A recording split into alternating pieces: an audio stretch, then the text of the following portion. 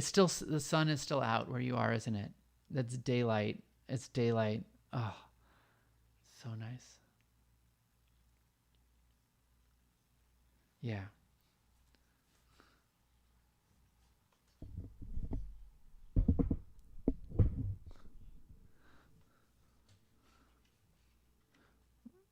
Mm, I like that. I'm using a ring light that I got just for this. It's fun. I mean, for doing this from home. Oh, oh, I'm so excited. It's been a while since I've done anything with watercolor. I've been moving big in my work. That painting that you saw, that was the biggest painting I had ever made before. I went through this whole internal dialogue for days and weeks about, like, do I want to do this? Am I going to build? Because it's 3 panels, and it's outside of like the regular realm of thing. Like, you can't just like go to the art store and buy something that big, like a surface that big, and and I worked through all of that.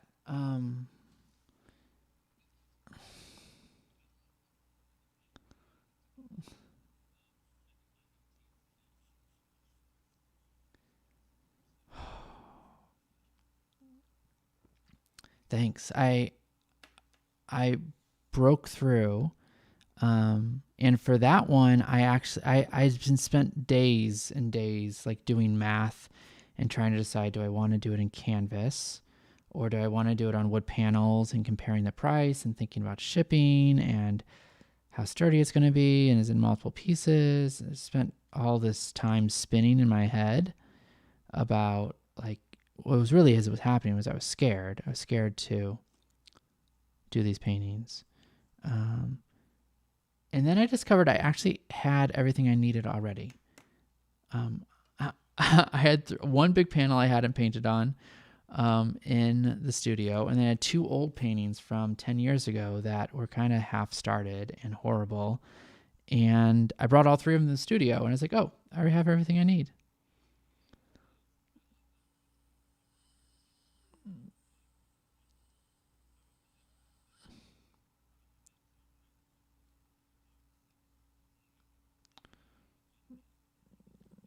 Mm, yeah.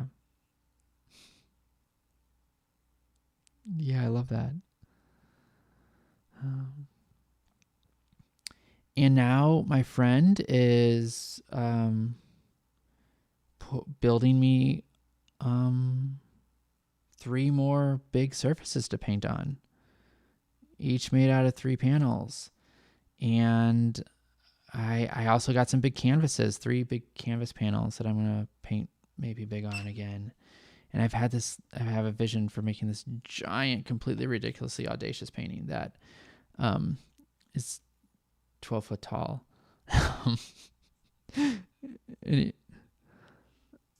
I know what the first brushstroke is going to be. I don't know what comes after that, but I know that after I make that brushstroke, the rest of it's just going to come together. Like, yeah. Oh, I want to see what you're doing. I'm doing a little bit of pencil drawing before. Oh, I like this. I like what you're doing. I kind of have to look to the side to see. I love that. Are you going to use color today?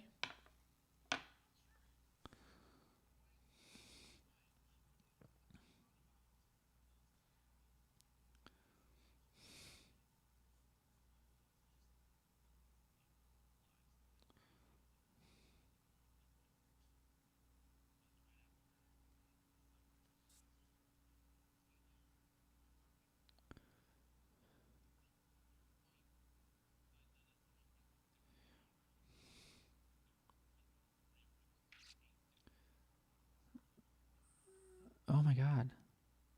Can you, will you tell me more about what happened in Atlanta? I haven't turned on the news in a week. But I've been seeing people on Facebook post things about like violence against Asians, and I started listening to something. I started listening to the Daily from the New York Times, and then they were alluding to it, but they didn't go into anything.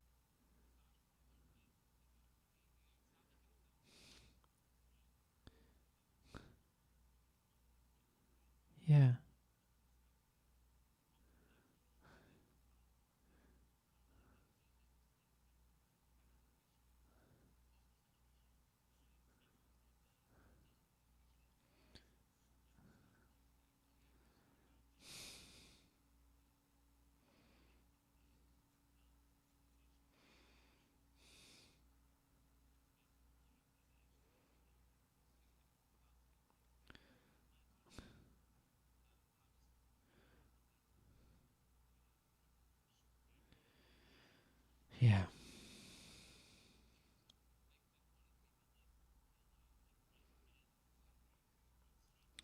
Yeah.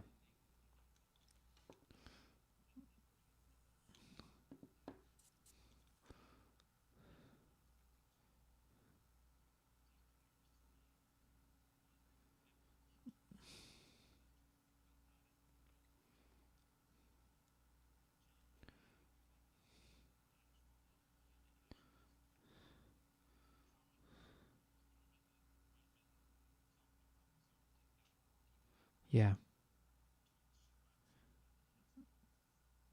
Yeah. What who was the human who made the comment that he just had a bad day? In Atlanta?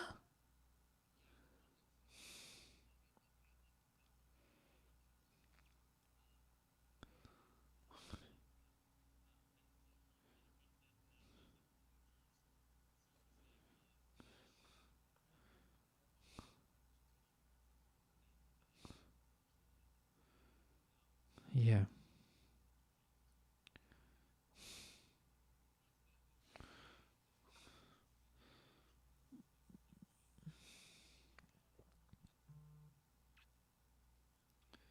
Yeah.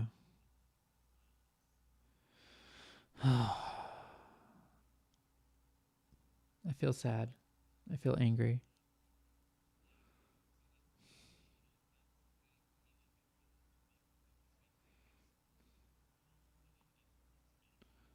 Yeah.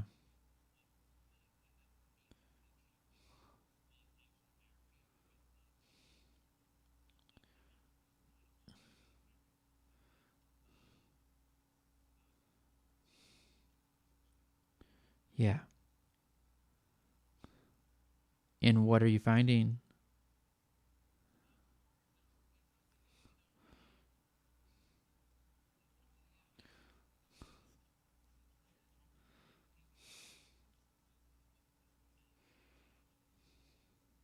Mhm.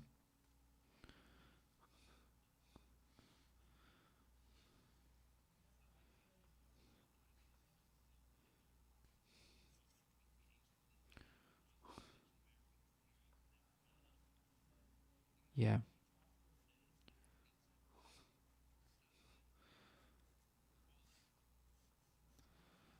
Ugh. Oh my god. What a week.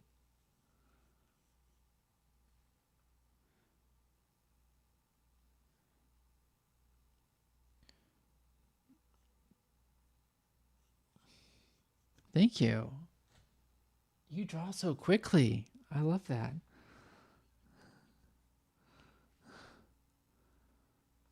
So you said you had taken a little while off of drawing, right?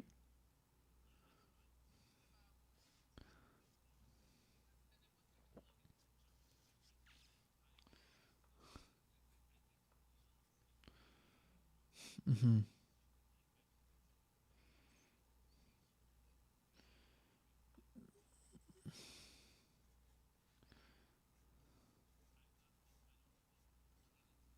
Yeah.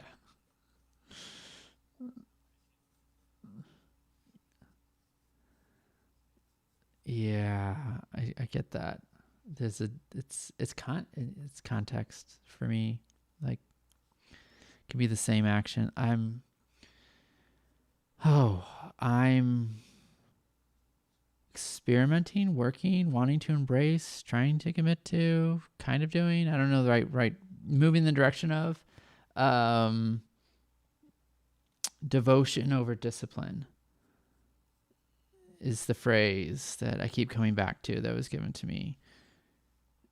What does devotion look like and what does discipline look like? And it can look very much like the same.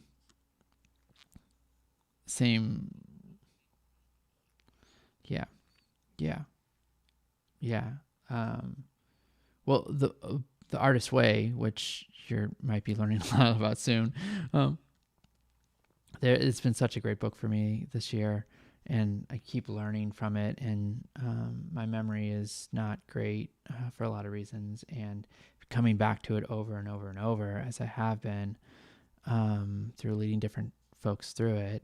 Um, I keep getting the lessons, and there's this one about like she talks about like um there's two ways to like get up early and write. One, you can like get up and drag yourself out of bed, go and like stand at attention and salute the typewriter and sit down and get to work.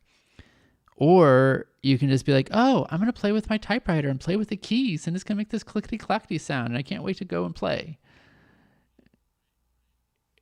And you can, it changes the motivation. Oh, and in that moment, I just had this thought of like being like the summertime and like having to like come in after playing outside and then being really excited to get up the next day and like go and play with whatever I had just left.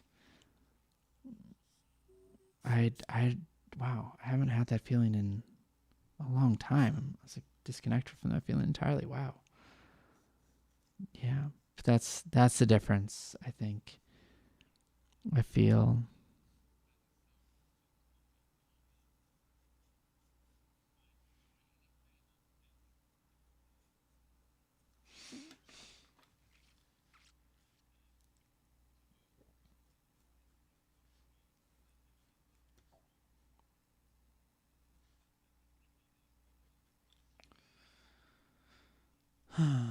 Yeah. Yeah. That's been a challenge for me as I'm transitioning to a new way of moving through the world. Oh, I like what you're doing.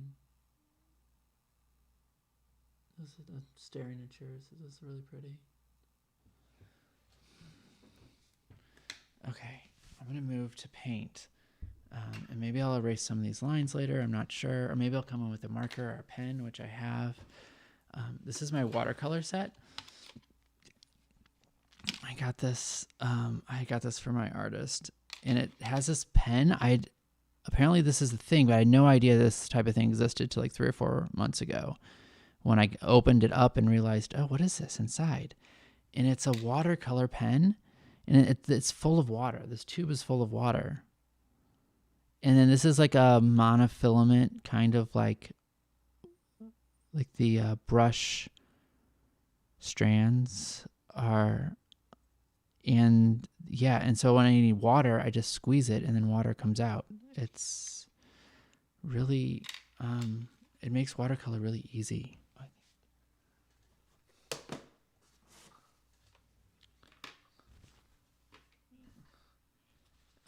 Yeah, and I can do it anywhere, and it reduces the number of times like dipping into a cup to get water, and it doesn't dilute the brush when I do that. Okay. And I'm really not a great watercolorist. I'm wondering. I'm sure there's like ways that people do these things that make sense, like an order in which to do the background and the foreground. It's all what?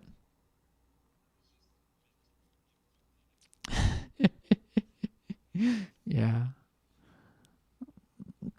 I have been liking starting light and going darker. Because it seems to be easier to cover.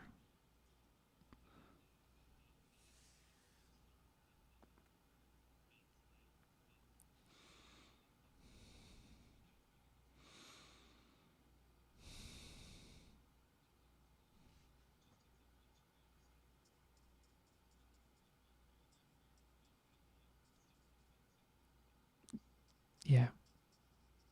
Yeah, I hear you. Remembering to breathe. Painting is such a different energy for me than drawing. Drawing is like focus. It's a lot of technical masculine energy. Painting and like attention and focus, and painting is way more. It's way more of a feeling experience, way less of a thinking experience.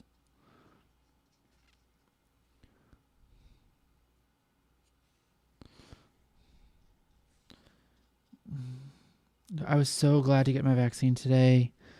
It I let some people know that I wanted to get the vaccine, and like people were sending me information. And I don't know, I know you have some friends in St. Louis, but I don't know if you've been following what's been happening with the vaccine. It's a bit atrocious. It's I'll start with like data of what I know. I don't exactly know what the policies are, but the data is that people are traveling up to 4 hours away to a location where they can get their vaccine. The places where people are, particularly where people live,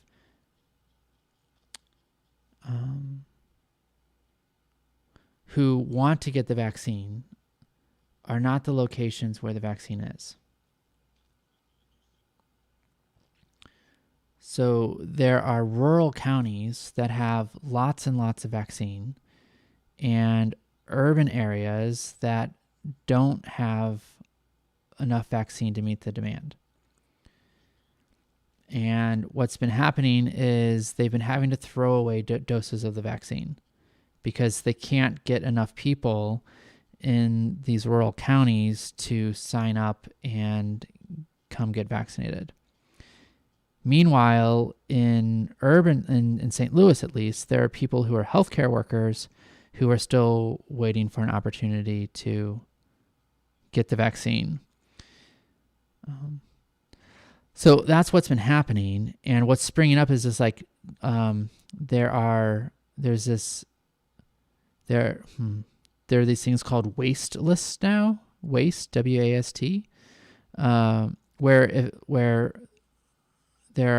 if the vaccine is going to go to waste because they have to be refrigerated or thawed out or something. I don't exactly know what it is, but I know there's like a refrigeration element.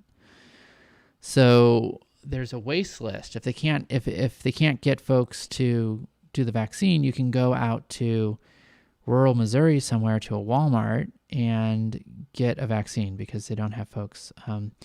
And folks who aren't like they're distributed in waves, starting with different risk groups. And it's interesting. I don't know if interesting is a word. It's annoying the way they've chosen to do it. So there are some people who would really benefit from getting it who are at risk of dying, but they haven't been prioritized yet. And those folks are on particular lookout for these. So I got vaccinated today because there were hundreds, if not thousands, of vaccine doses available in Cape Girardeau, which is 2 hours away. I drove, I went 2 hours. I called them and I was like, hey, checking in about like I see that on your scheduling site, you have like 150 appointments available.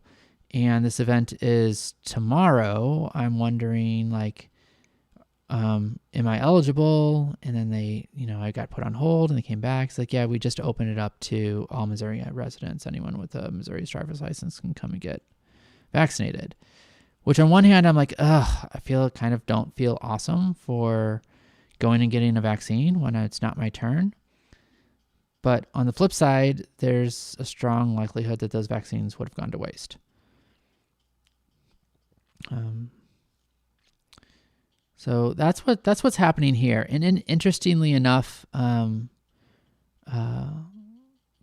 Tunde said that she does a lot of facilitating, and she just did a facilitation with a group who's local, and she said that she noticed that the majority of the white folks in the group had gotten their vaccine already, and the majority of the black folks hadn't gotten their vaccine yet.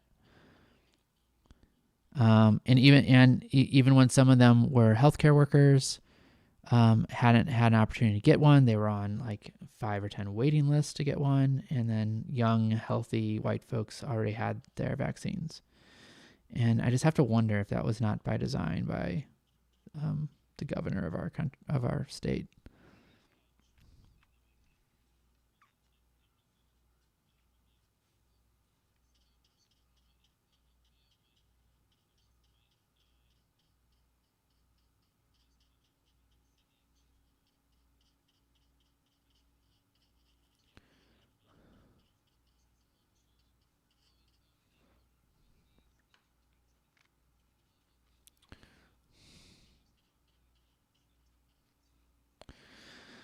Yeah. Wow. I feel angry. And I like and connecting with people in other countries. Like I had a friend in London who's like, "Oh yeah, I just got a text message from my general practitioner, um, and got a location at a time, and just hopped on the subway and went and got my vaccine. Super easy." And here, there's like a whole underground network of people like trying to figure out where their vaccines and who's getting it, and it's striking, the different experience that countries with universal health care systems are having. It's just,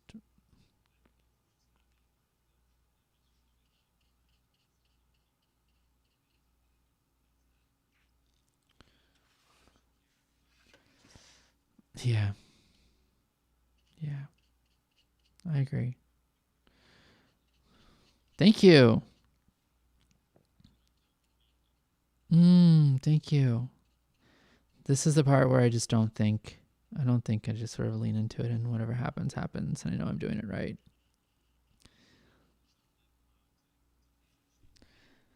Yeah.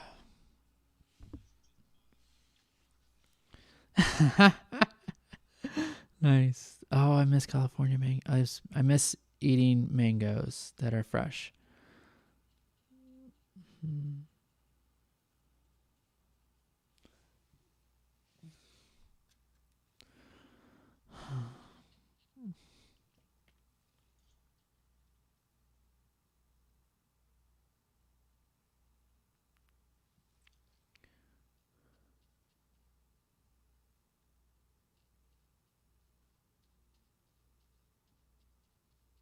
Mm.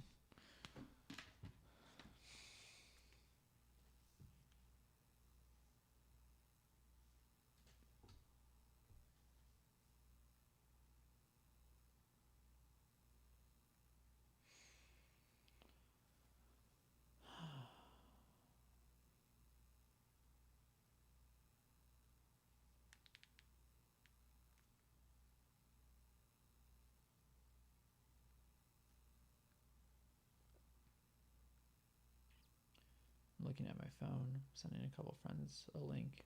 I told them I would.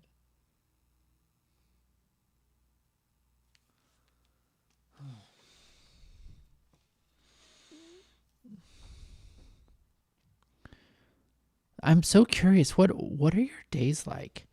I know that you do facilitating, and I'm just like curious. Like, what are your day? And you're like living in Long Beach, right?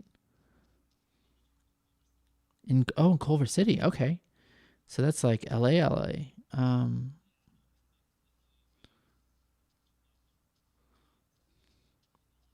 Wow. How is it?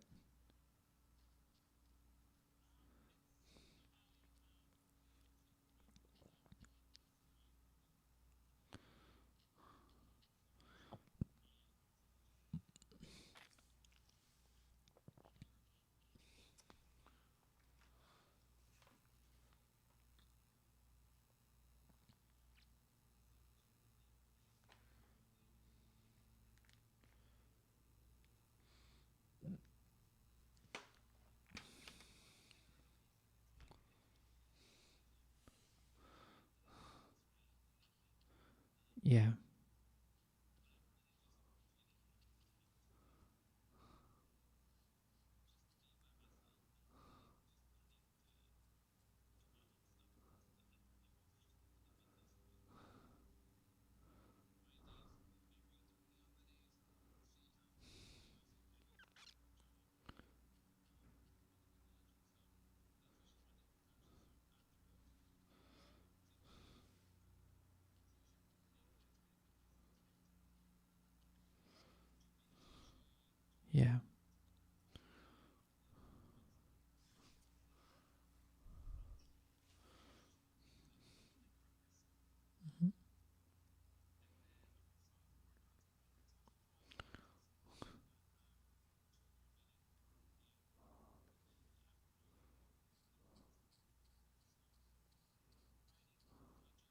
Mm-hmm.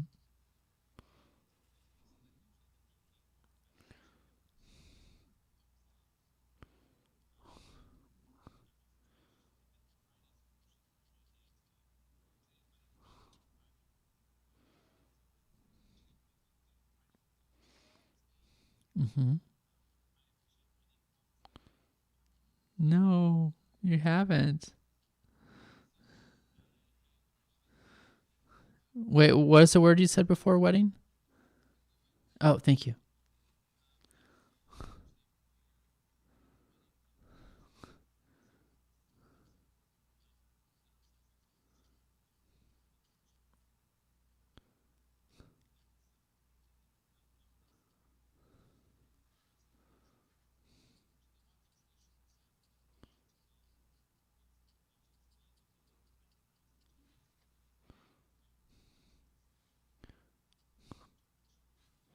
Okay.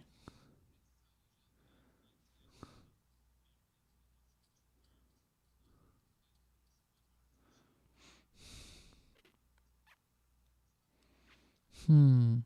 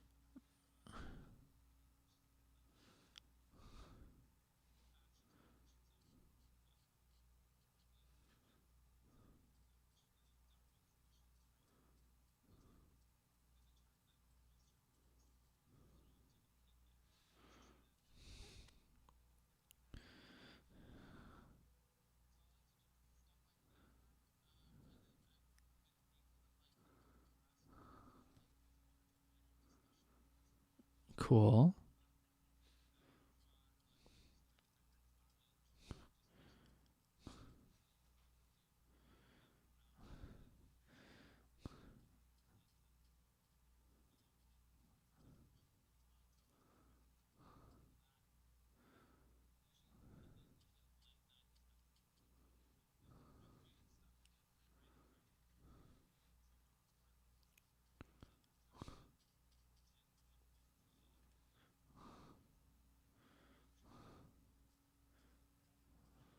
Whoa, that was a lot. And you're doing a lot. And I know you're taking care of yourself, so I'm not going to worry that you're doing too much. Um, but those days sound really rich and full. When,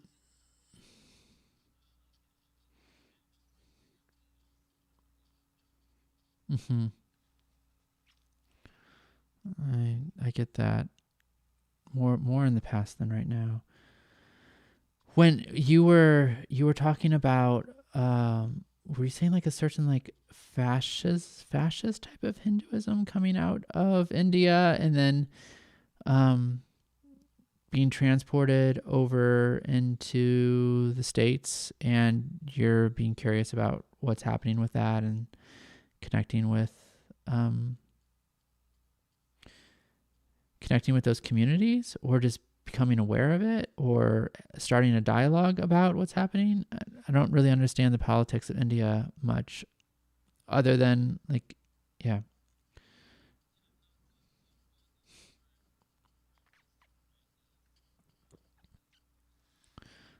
Mm,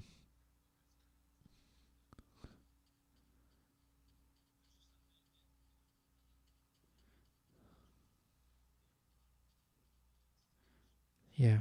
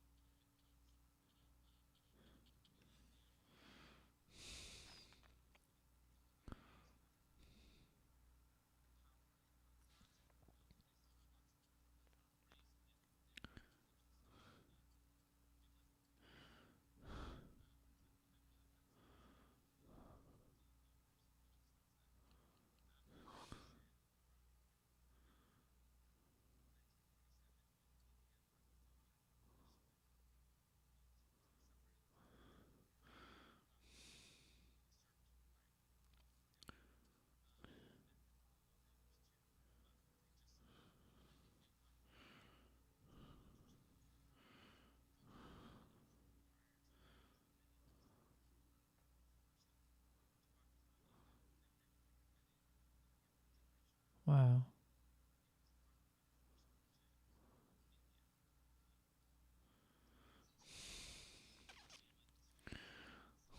Yeah.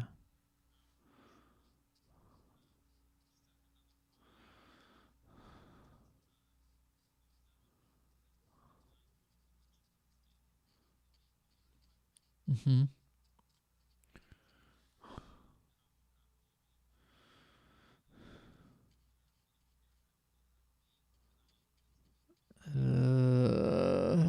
Yeah.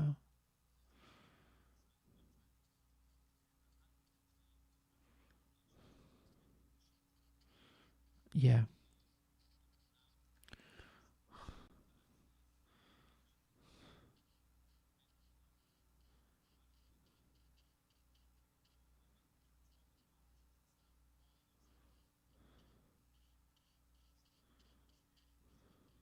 Mm-hmm.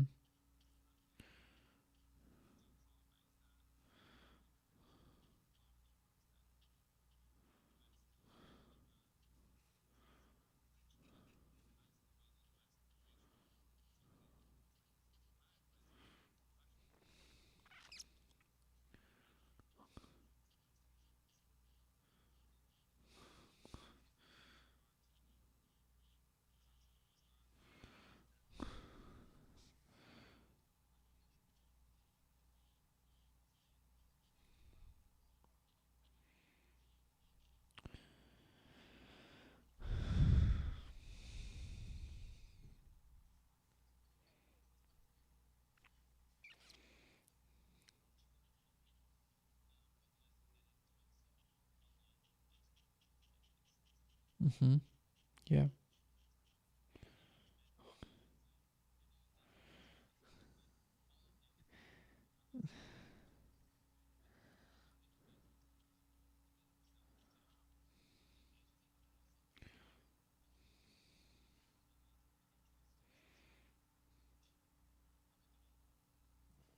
Yeah. Wow. It's so many layered. Like it's so layered. Uh, it's there's this complexity that I'm feeling when I think about you went through NCCJ, right? The facilitator. Yeah. I remember in that, like, over and over, the lead facilitators were talking about, okay, like what we're talking about is today in the United States, right? Like we're only focused on that. We're not focused on anything else. We're not focused on any other countries or like how, right? We're just focused on like the dynamics here and what oppression looks like here. And all of these systems are so, I mean, they're depending on what country and region you happen to be in, the unwritten rules of oppression tend to be different. And I know as we are, there's globalization now and there's less of that.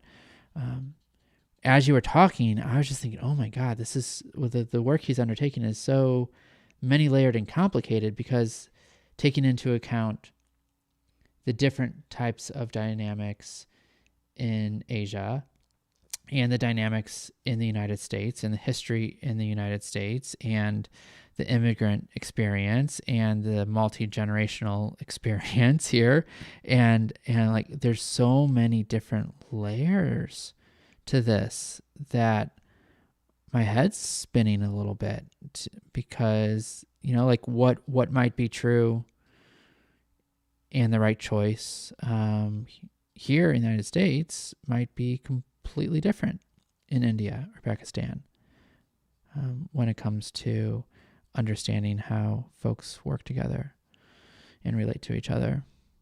So,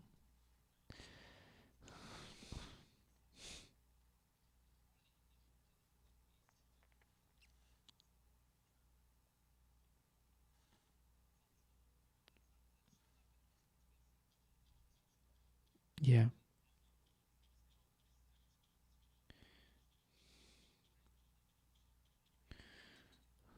yeah, yeah, Ooh. I noticed this contraction in me when I heard you say, I don't have to live that life. I'm not sure what that was about in me.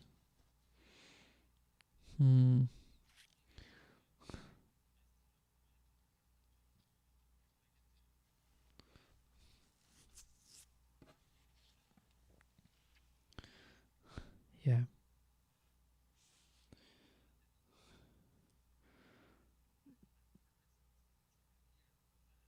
Yeah.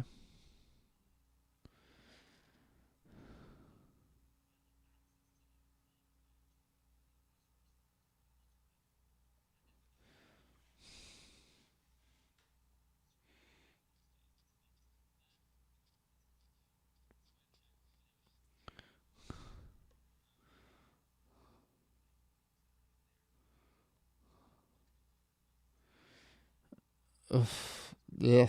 Okay. Yeah. Movement. Got it.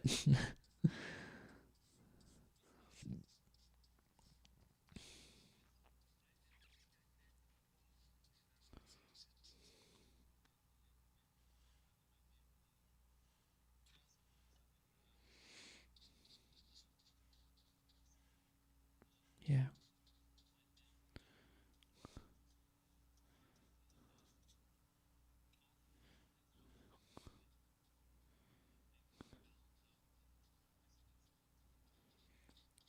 Did you say as a priestess class? Were you referring to Brahmin?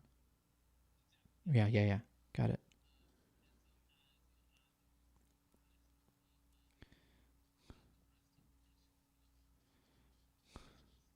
Yeah.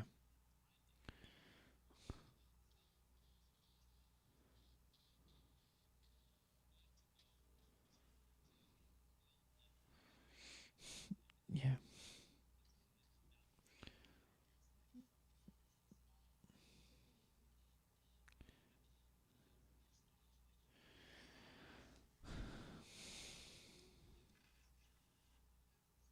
Yeah. Yeah. I'm almost hearing like this draw or this sense of duty to be conservative when it comes to certain values around spirituality. And at the same time, I make up and experience you as someone who is very liberal here in the United States.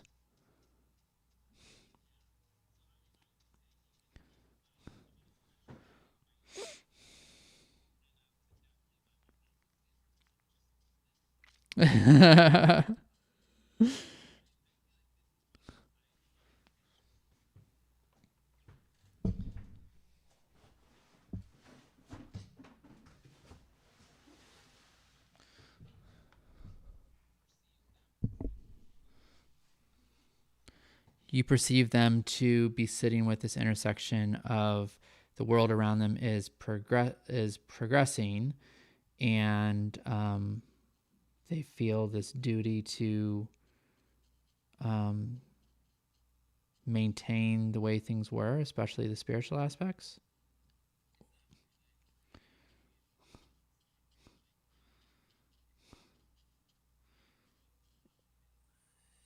Yeah, yeah,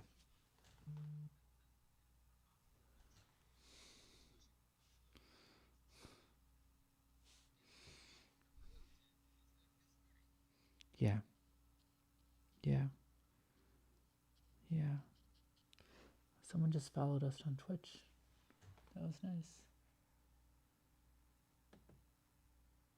Youngest Sumo 06. Thanks for the follow. We're just talking. If you have any questions, we're talking about oh my god. Politics, lots of things. Lots of things. Lots of things, including the politics of Southeast Asia, it seems like.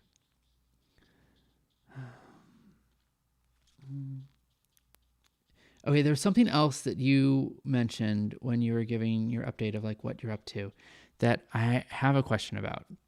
Um, I have this like, I have a, yay. I have I have this deeply held belief, and there's a bit of self righteousness around it, and it's about marriage. And you said, oh, did you know that you mentioned that you can officiate weddings, and I remembered that. Like a year or two ago, our mutual friend Joe said that he got this what's it called, like or ordained as a minister so that he can, right. And I was like, I want that, and I did it too. Mostly I think I just wanted to be cool like Joe is cool, and I did it, and I have all the stuff. Isn't he is so cool. He is so cool. Joe, if you're watching, you're incredibly cool. I love you. And I was like, I want that. And I sent away and I got the stuff, and like I'm ordained and I can like officiate weddings and I have all the stuff, and I've never done it. And I haven't done it because I I don't support marriage. I don't support gay marriage. I don't support hetero marriage. I don't support marriage of any kind. And I especially don't support like traditional marriage.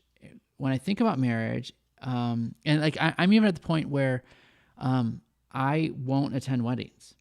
I boycott weddings. Like I won't go to weddings. I won't hang out and talk about weddings. I won't listen to people talk to me about their weddings. I just kind of like exit the conversation because I'm just gonna keep my opinion to myself, or they already know my opinion, so they don't share it with me. And I've had this experience where, like folks who are queer, non-binary folks who are choosing to get married. I'm like, oh, gross. Why are you doing that? And then I give my little talk about like marriage is horrible, and if you understand the history of marriage, and marriage is just about turning women into property and procreation and like subjugation of women and control, like all the things that I'm sure that you heard of and can come to mind. All the critiques of marriage.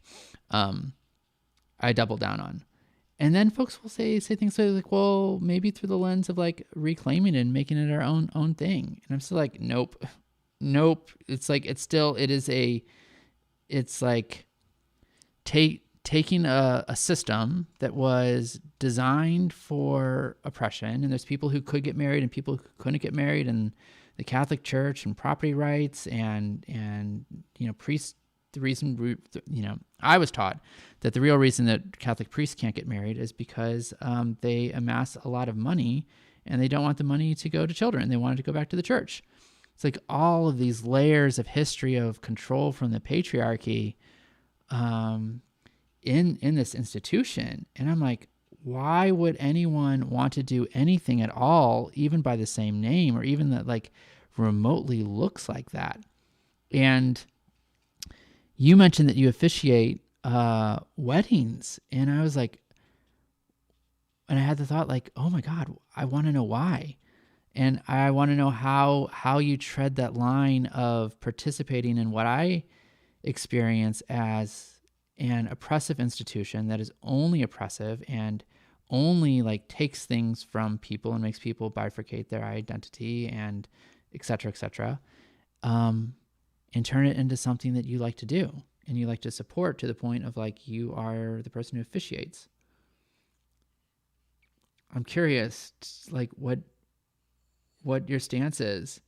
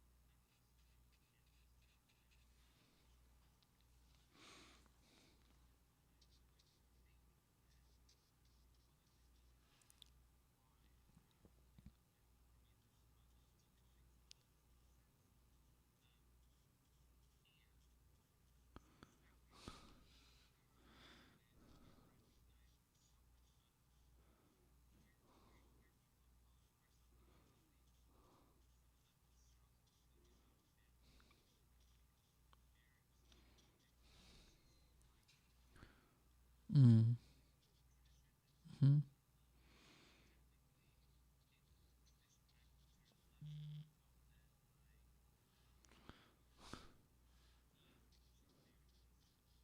Okay.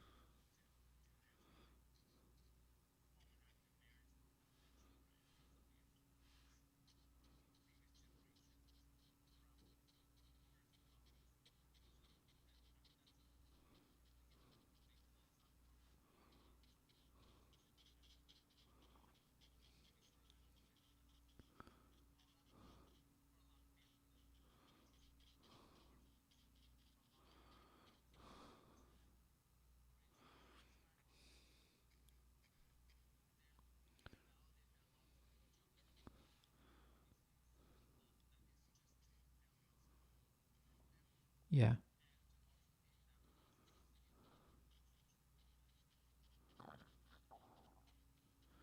In in my brain, I'm saying, at the price of supporting a institution, a system that subjugates people at its core.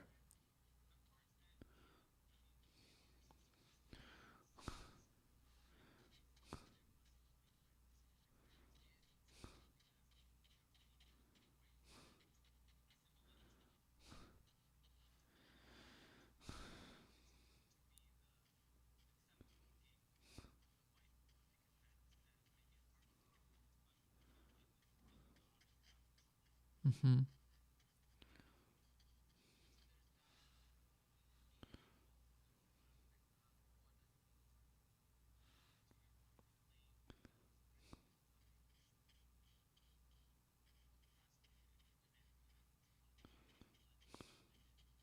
Yeah.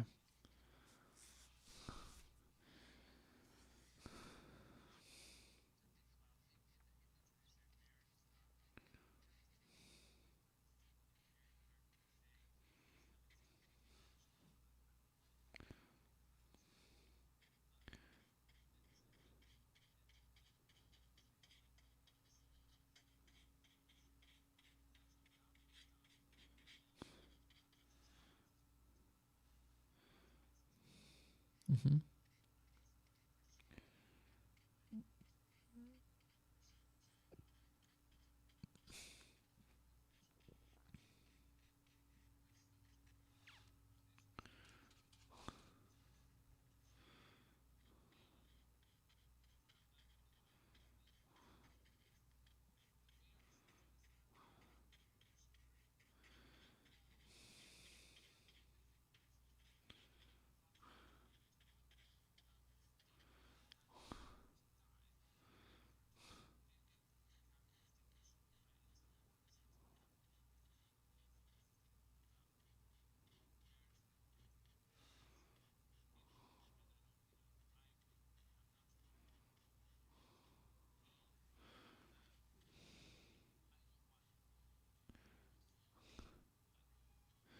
Hmm.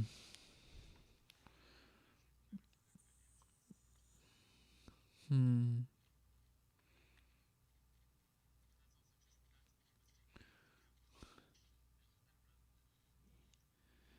Yeah, it is. I sometimes wonder if the fight for gay marriage was an easier or harder fight for than a fight to get equal protection under the law for people who are in certain types of partnerships or life situations, right?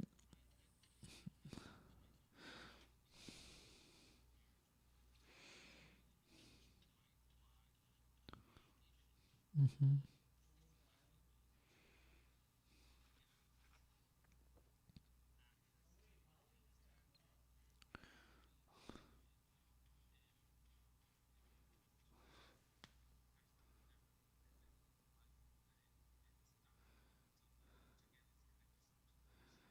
Yeah. Yeah.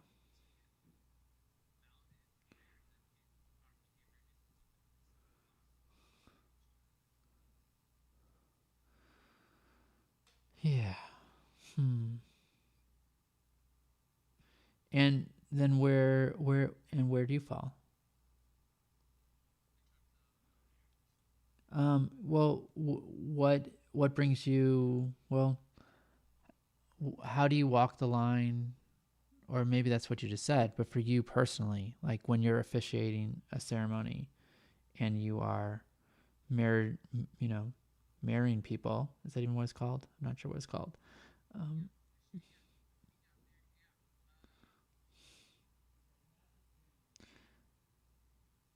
how do you, yeah, walk the line between, yeah.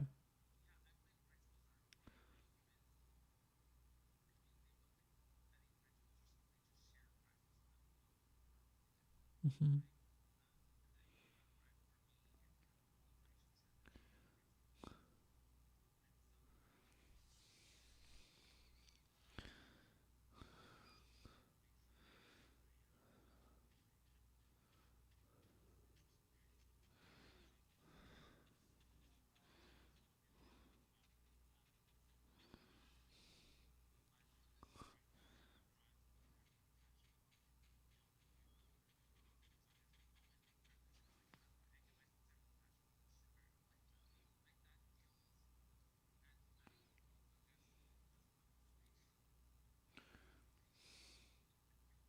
Yeah.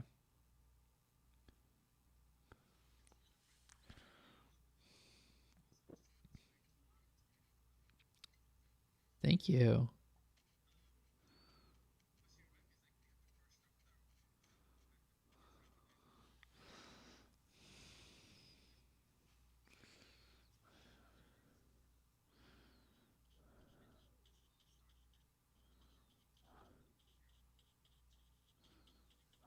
Yeah.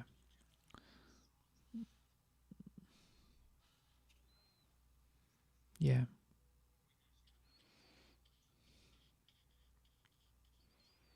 Yeah.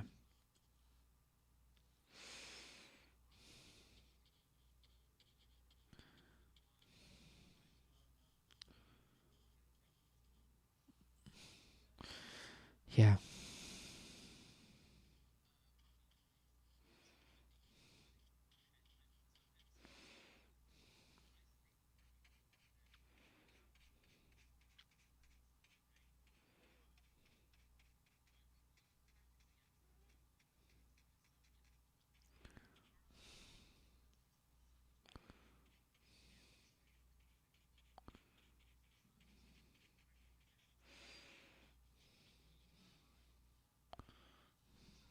Hmm.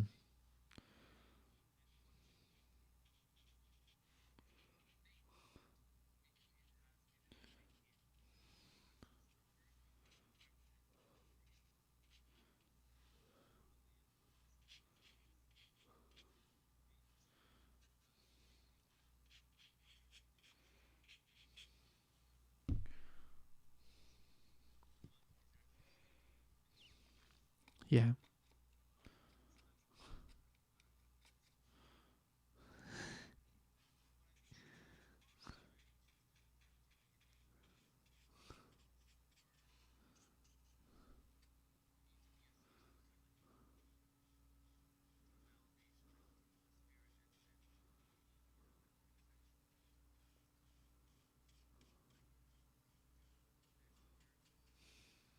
Hmm.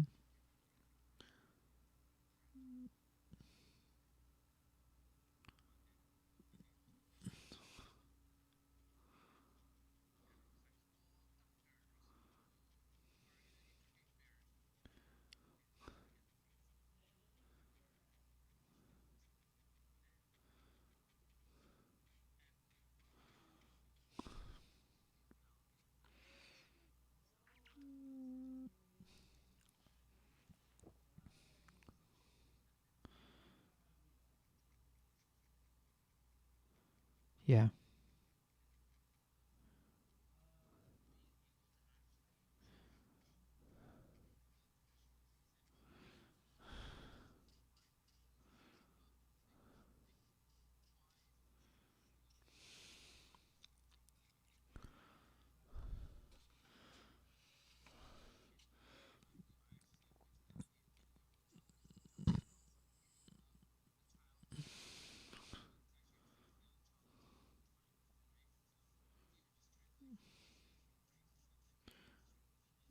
Mm-hmm.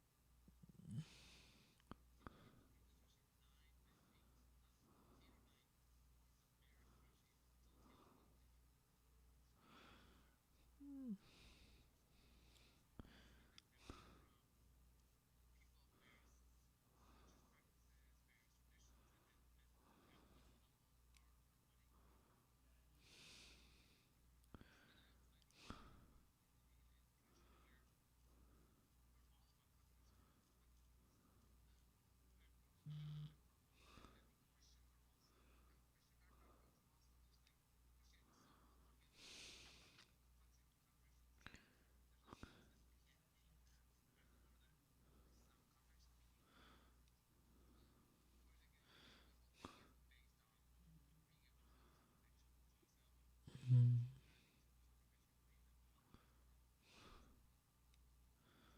Yeah. So what I'm hearing, if I were to summarize, one, the institution of marriage and the many different types of marriage um, from the Hindu tradition that you often officiate in is is rather different than the Catholic marriage, and the parts about the Hinduism marriage ceremonies that are similar to Catholic is something that was post colonialization. And what you are doing in a way is performing ritual that would probably be performed anyway, but doing it in a way that's restorative and potentially even like changing the ritual to be a better ritual, change and thereby um, changing the institution of marriage and like almost like changing the system from the inside out is what I'm hearing.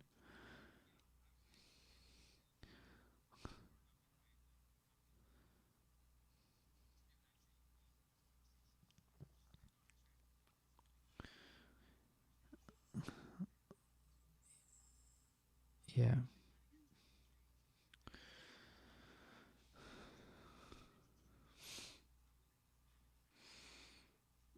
Mm, yeah.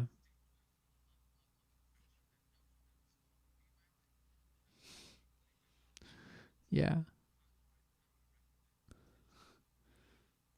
Mm-hmm.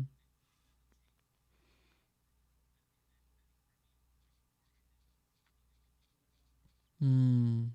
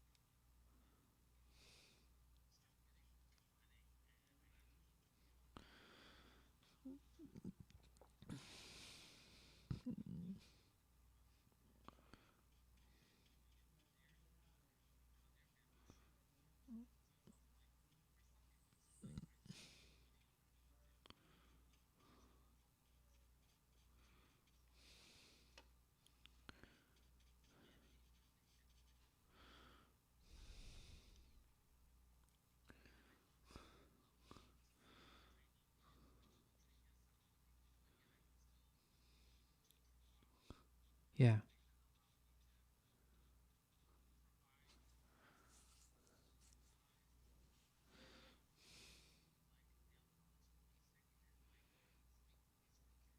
Yeah.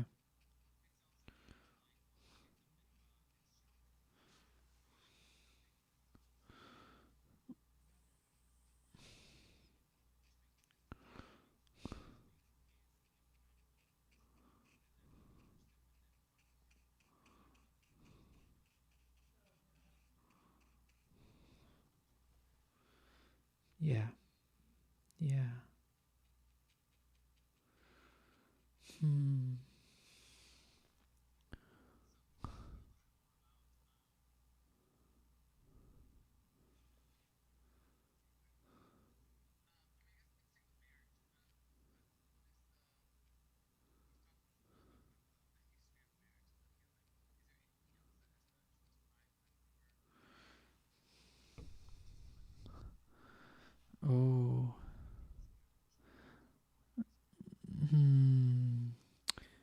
mostly I don't see it working. Um, and the folks who we point to as examples of marriage as we collectively accept or define it here in the States, especially in the Midwest, I would say. The folks that we even hold up as archetypes of this is what marriage is, it's a bit of a fraud. It's not actually what we say it is. If we go deeper into those relationships, into like, well, was that a monogamous relationship? Well, probably not. Have people ever throughout time had monogamous relationships? Well, probably not. If we actually like look at the real data, and it's a bit of a fraud. So that I feel sad and yeah, ugh.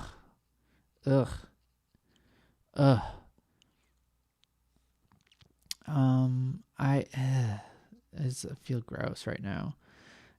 So things that have informed it are folks who go into these relationships expecting one thing and then beat themselves up for their whole life for being unable to achieve this ideal that, in my opinion, is impossible for humans to achieve. So like there is this ideal held up on a pedestal, and I'm spending my whole life trying to achieve it, and you know the folks who are married are trying to achieve it and they can't achieve it, and they're beating themselves up and holding them right, and in a way putting their whole entire lives on pause, right? Like not being fully themselves, putting a fair amount of right, that like, oh, that the idea that I am not one, I am half of one. That's it. Yeah. I experience most people I know who are married, my experience of being married, what I hear marriage being talked about is that I get married and I become half a person. And my spouse is the other half of me. And the flip of that, of course, would be that I get married and 2 becomes 10. Or 2 becomes 2, right? 2 becomes 2 or 2 becomes 4, right? Like it becomes more than just us on our own. So often what I see is that people become less than their full selves.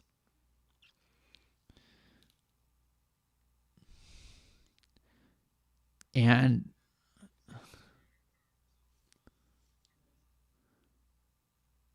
I'm putting a lot of this at the feet of marriage, the idea of marriage. Marriage, I see marriage as a collection of agreements about money and property and children and office parties and sex and all of these agreements, right? If you get sick and you're in the hospital, I'm going to, and you are my spouse, I'm going to come to the hospital and I'm going to take care of you, right? Like that's an agreement. So when folks get married, I see them taking on this whole big bucket of agreements. They don't necessarily know what the agreements are, especially for folks who get married young. They don't know what the agreements are. They don't know. It's like, oh my goodness, it's like signing away. It's signing a contract without reading it. It's signing a contract that you have no, especially for folks who are getting married for the first time, you don't have the skills, the education, or the experience to really understand what you're getting into. And you get into something and you're in it for life, and you've taken on all of these agreements that you didn't know. And that's and you asked the question, is it marriage or is it the relationship? Well, if we are going by just the societal definition of the ideal marriage that we see displayed in books and film and TV, and on the news and in reality shows and in media, right? Like in music, it's impossible to achieve. And there's all of these agreements. So folks who are in a relationship and they're taking on all of these agreements that are impossible to keep because we're humans and we're not meant to follow all of those agreements. And those agreements were created for reasons that had nothing to do with relationship harmony and the way humans actually interact with each other. They came from lots of different things. Yeah, I blame the institution because these people who are in these marriages are trying to do marriage, and they look around and they go to marriage counselors, and marriage counselors say, well, marriage is supposed to be like this. I am not a fan of that, mostly because of all of the agreements. I'm just like imagining like I've seen this in my family, not directly involved, but just like observed from afar. Like someone gets married and they get married kind of young, and a young woman marries a man in the family and comes into the family, and it's Thanksgiving, and like the women all get around and they go and they talk to the new wife, and they're like, and they tell her about all the things that she has agreed to. Right? Like, yeah, honey, you agreed to, yeah, well, you have to like cook 8 turkeys on Thanksgiving and have all of us over. You have to sell, right? Just like all of these agreements that people undertake. Yeah. This is a good time to reveal that of all the different types of relationship configurations that I've read about, the one I feel most strongly about, as fits me and my life and what I think is good, is relationship anarchy. And I best describe relationship anarchy as every relationship you have with any human is unique, and every agreement about what that relationship is a unique agreement to the people involved in that relationship. And there are no agreements that are taken for granted. There's no like starting point of till death do we part, or in sickness or in health, or you get half of my stuff if we get divorced. Like there's no implicit agreements. Every single agreement is explicit and negotiable.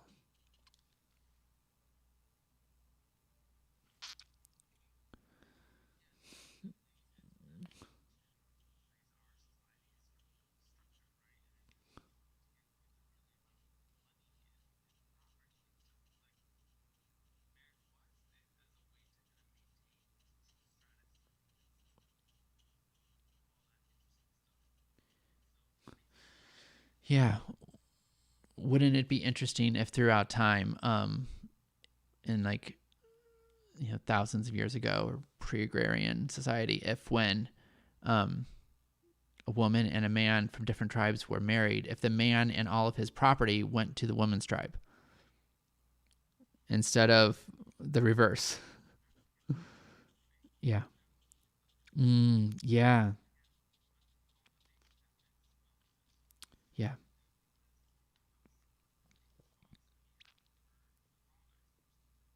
Yeah.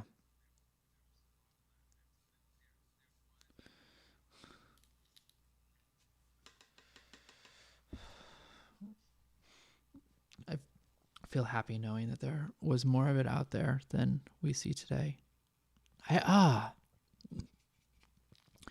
Christian colonials just screwed up everything. It's a thought I'm having right now. And it spread everywhere. And it ruined everything everywhere. Okay. Oof. All right. I needed a moment. Which is why I'm at the point where I just do not want to engage with any of that. I just made the decision to no longer participate in any Christian celebrations. And I shared it with my family, and my mom cried and wrote me a long letter, and I'm in it, but I feel so much better. I feel so much better to not engage with people with whom I can't be in complete integrity and completely revealed.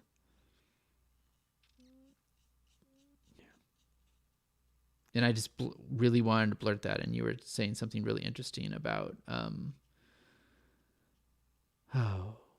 marriage.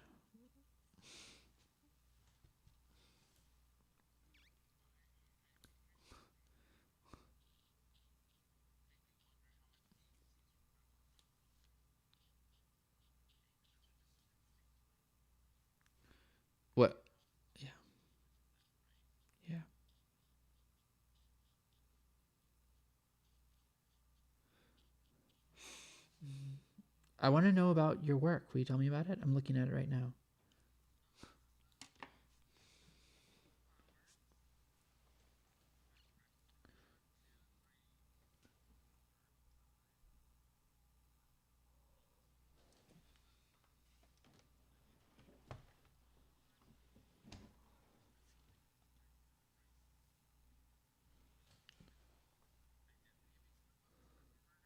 Yeah.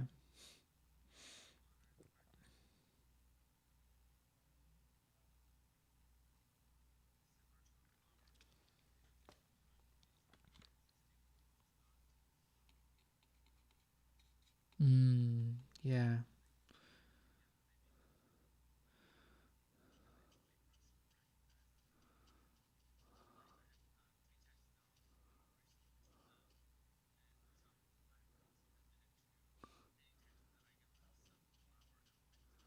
Oh.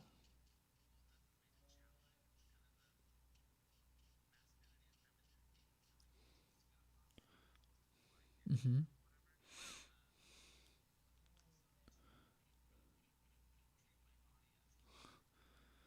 Yeah. That sounds good.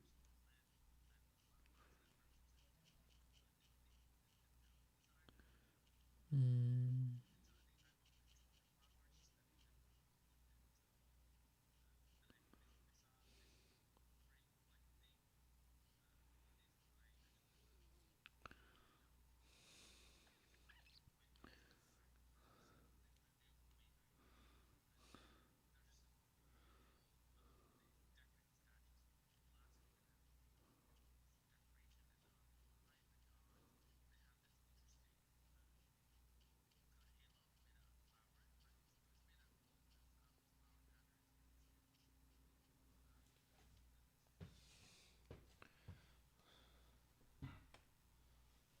Yeah. Uh-huh.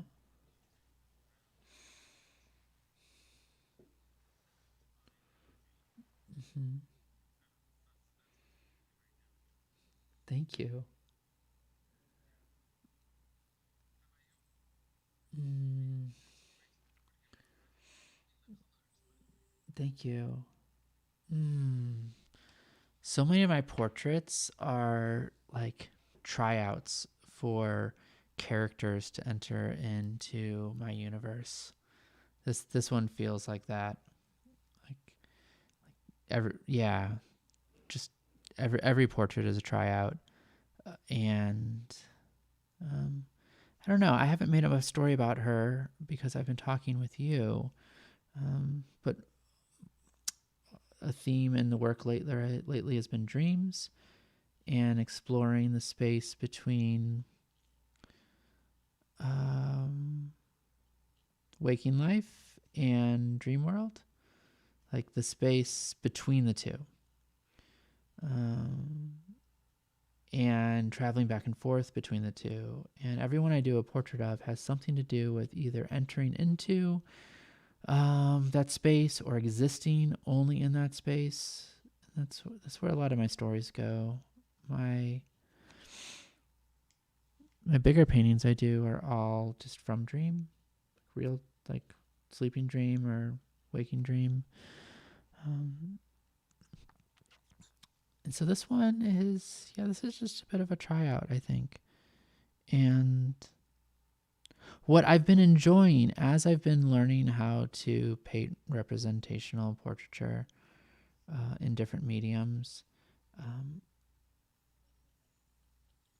I've been enjoying using the human face as a medium, as a signpost. Um, like I can convey emotion and thought and meaning through something completely abstract with just line and color. And using an eye and a nose and a mouth and an ear and hair, um, I can use those tools to display to convey even more. And I don't know, even more might be the wrong word, but um, it almost feels like cheating to be able to use a face. Like if I wanted to paint a painting and someone to see it and say, oh, that's, I feel happy. I could like paint a photo of a smiling child playing with a puppy, and I'm already at happy, right? Like I'm already there. So allowing like taking the time to add the tool of learning how faces work just gives me that sort of shortcut when I want to use it. And the other thing, my work, and maybe we'll talk about this. If we're talking Sunday, I think we might talk about this more. My work, my art is about being a channel. It's about being surrendered, like surrendering and just letting go to whatever's going to come through me.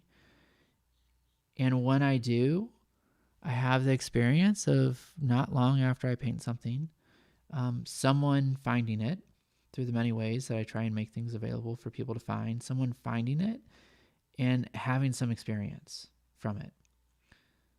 For me, it's about surrendering and allowing messages to come through me and painting for not me, but for someone else who wants to see this. And there will be some message for someone that I don't know what it is. And sometimes it's just like, oh, wow, like I was having a bad day and I saw your thing and my creativity went up, or I felt happy. And it's like, okay, that's what that one was for. Oh, it's been this whole experience of divorcing myself from the idea that I need to, should to, want to control my work, and instead just surrendering and also focusing on craft, like learning school skills, learning tools, like having the ability. And then when I sit down to do the work, try and forget it all and just allow whatever's supposed to come through to come through.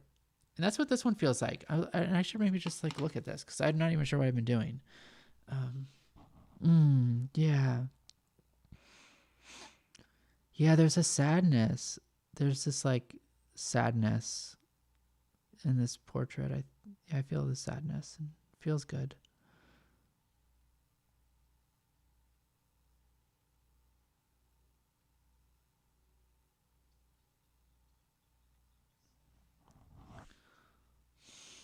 Thank you.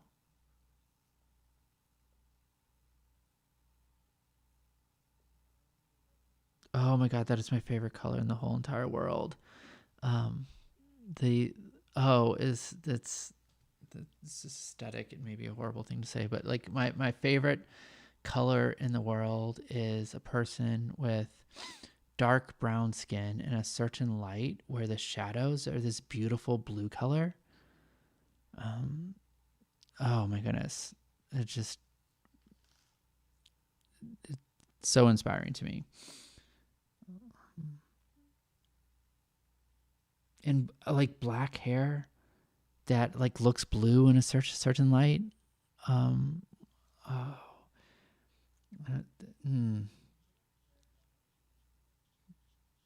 I can always look to dark blue and black for inspiration. It seems a little silly. Mm.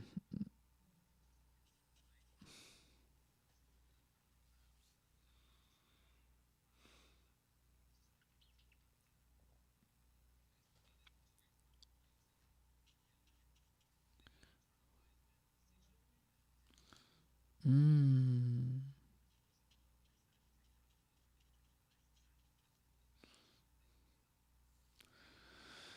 Yeah.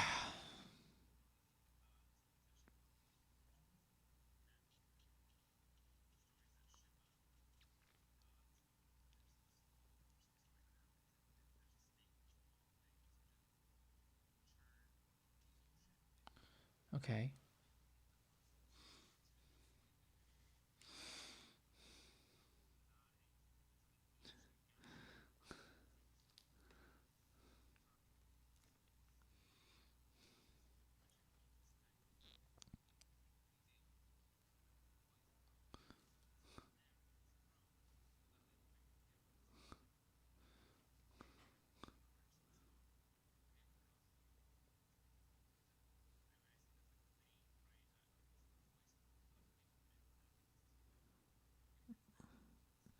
What is the name of this god? Oh, Shiva. Yeah, Shiva. Thank you.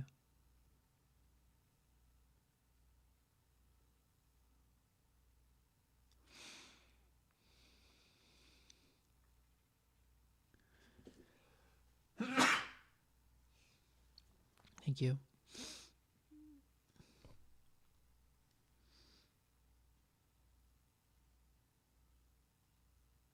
How do you know when you're done?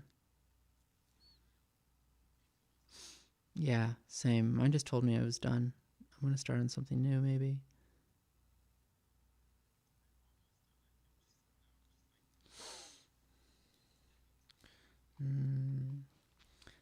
There's a quote, I forget who it's attributed to, but I first encountered it in the Artist Way, where it's referenced, and it is from a painter. It says, a painting is never done. It just stops in interesting places.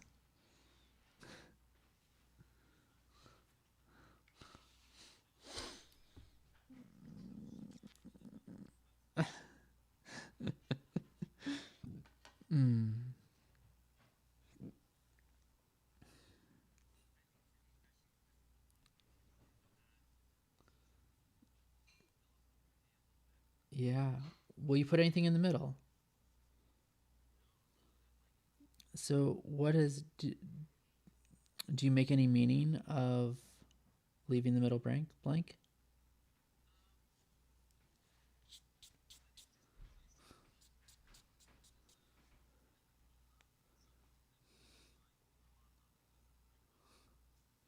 Yeah. Yeah.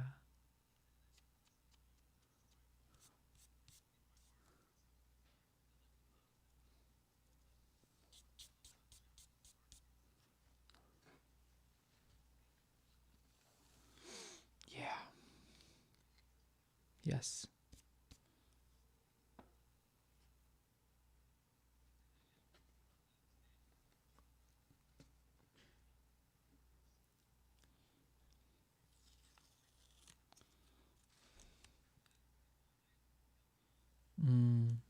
I like the way you said that. Yeah.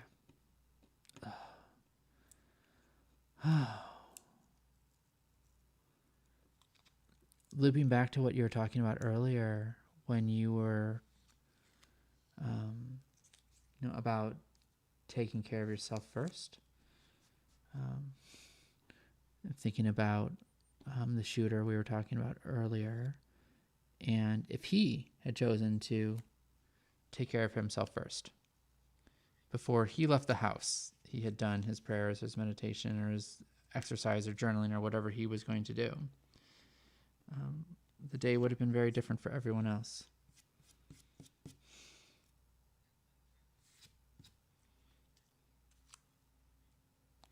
Yeah.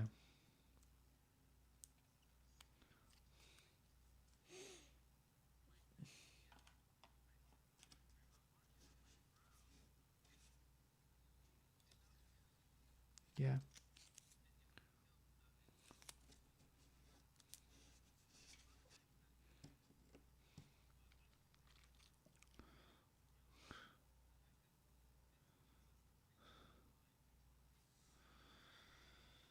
Yeah.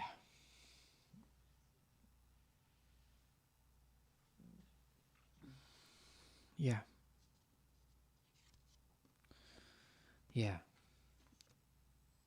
And I hear you and I agree, and that's like when we're having that conversation, I feel sad because we are so far from a solution, right? Like talking about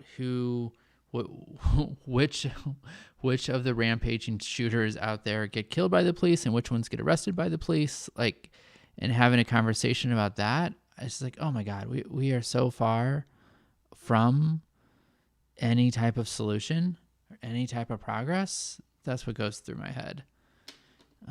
And it's interesting, and we could talk for a really long time about that. And I make up the story that nothing would change Um, so that's where the sadness comes from, I think.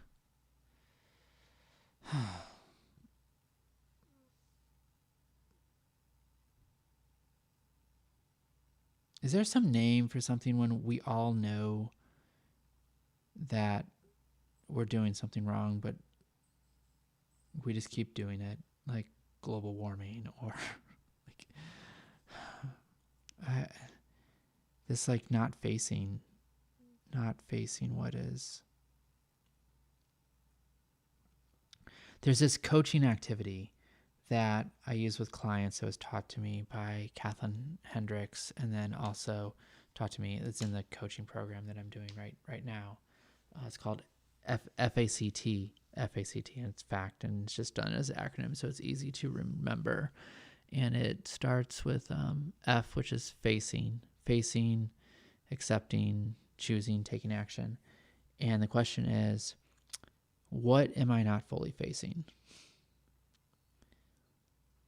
And it's often something like a central repeating pattern from childhood, or an unowned area where I am out of integrity, or a feeling that I'm refusing to feel, or something that I'm refusing to clean up in my life. And then after facing, then it's accepting. Like, what's the hardest thing to accept about that? So an example for myself might be like, I'm not getting along with one of my partners because, what am I unwilling to face? Well, I'm unwilling to face my internalized superiority and my misogyny, right? And then it's like, well, what's the hardest thing to accept about that? And you go, well, I shouldn't have this. Well, whatever story there is there. And then after that comes choose something different. And what I find over and over and over and over and over is that real freedom in the United States, we talk about freedom a lot, and it's like a value that we all hold dear, and we think that everyone should be free in the world. Real freedom only comes when I have real choice. When I have the space to make a choice. And so often, I don't have space to make choice. If I am out of integrity, if I am not keeping my agreements as it relates to my relationships or my business or my health or my relationships with myself about what I eat and what I don't eat and what I do with my body, if I'm out of integrity there, then I'm blocked. I'm unwilling to face that I'm out of integrity, because if I face it, I have to take some sort of action. And until I do that, I'm blocked. I'm blocked from real choice. Someone will say, what do you want? And I will say, I don't know. If I say, I don't know, it means that I'm blocked. If I don't know what I want, then choice isn't available to me. And if I'm blocked, if I have a feeling that I'm unwilling to feel, I'm blocked.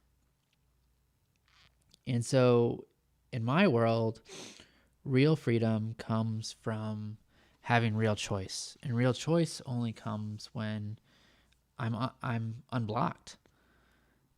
And that lens, I sometimes fantasize about, like, what if that was the lens that we judged freedom by here in our country?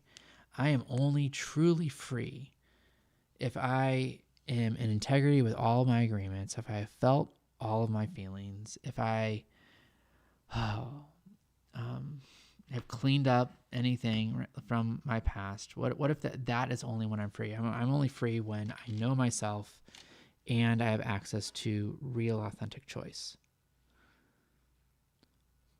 It's kind of my dream. And probably why I do the work that I do.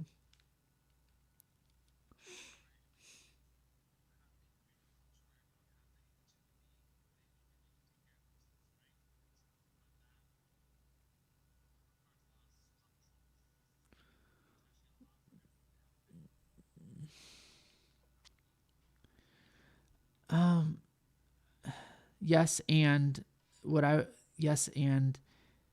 this is interesting. I'd like to hear your opinion on this.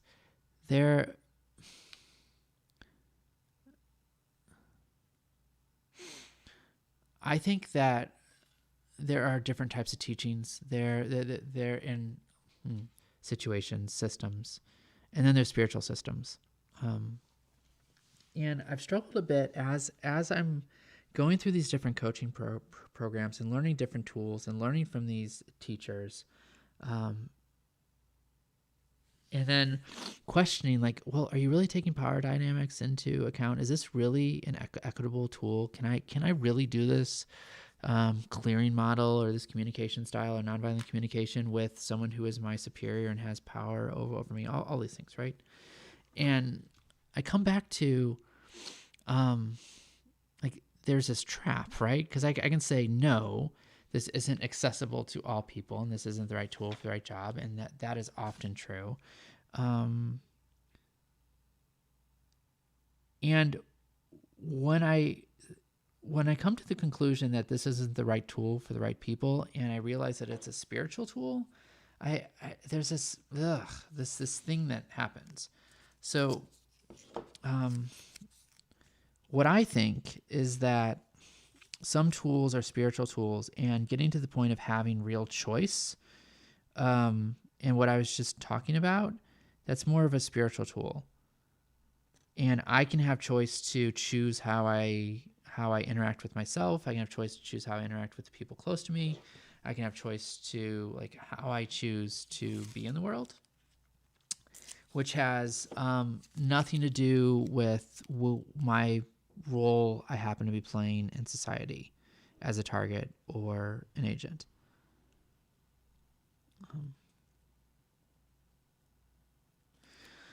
And even just saying this right now, I go into this trap. Is it a trap? I don't know. I go into this thing that says, well, do all people really have the same internal spiritual agency? Do all people really have the ability to?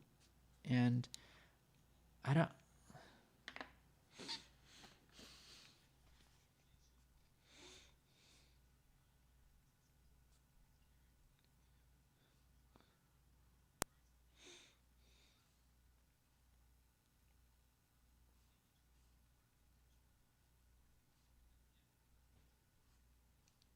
Tell me more.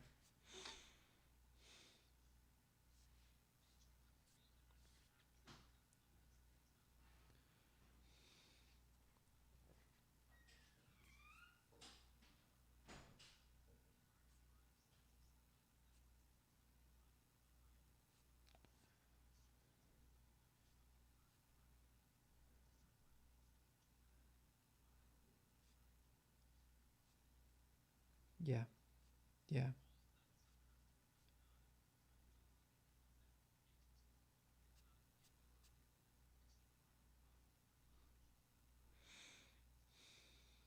Mm-hmm.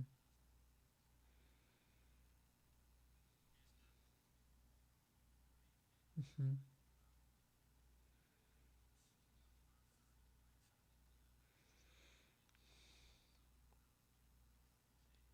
Yeah.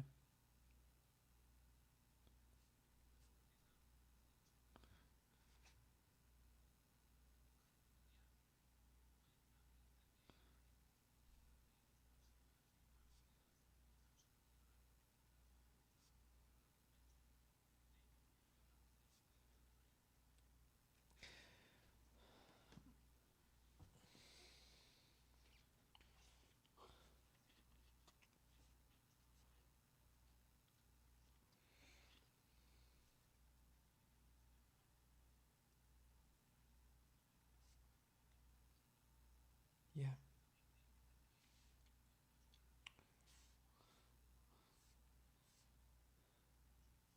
Yeah.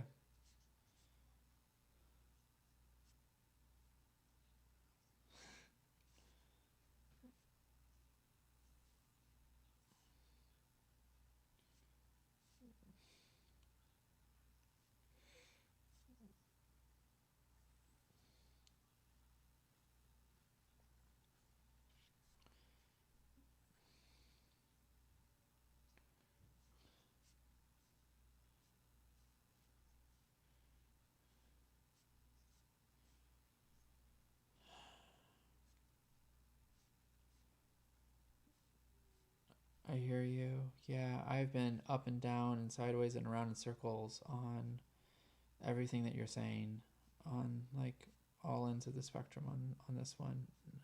I think about like hierarchy of needs and how like the more spiritually focused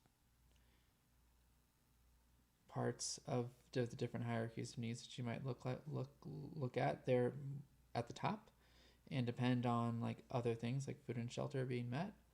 um, I'm remembering working in San Francisco at a tech company and being a developer and having my employer take care of everything, every mundane thing in my life that might distract me so that I can just show up and focus on this creative, intense, technological building stuff. Like, they serve us breakfast, they serve us lunch, they make sure our housing is taken care of, they handle all of our health insurance, they remind us to go to the doctor. Like, they're doing all of that for us, and like the only thing I have to do in life for that during that period of time was like interact with a computer. I'm thinking of that. Um, and then I have this moment at this moment of like, Jason, you're an asshole. Like, what is this guilt? Who are you to say that you need to have all of these needs met and you need to have affluence and security and safety in order to access spirituality or spiritual principles or prayer or mindfulness? Like, do you really need to have all of those things? And then I come back to like, well, like, why are all these spiritual teachers rich white men and rich white women? And like, why are all the people at the spiritual retreats I go to? I'm vastly generalizing here, but like, why are the folks like I meet at spiritual retreats in this country, like, why are they all middle-aged white women? And then I go down that route, right? And it's all like, oh, I'm just interacting. Most of the people that I interact with around spiritual tools and spiritual spaces are middle-aged white women, and they are there because they are there in part because a man that they're in a relationship to is paying the bill for them to come. And I'm just like, I just go round and round and round in these circles. And the question I always get stuck on is it true that spiritual concepts, spiritual tools, a spiritual path, getting closer to enlightenment, is that only accessible to some people based on the levels below them of needs that have been met?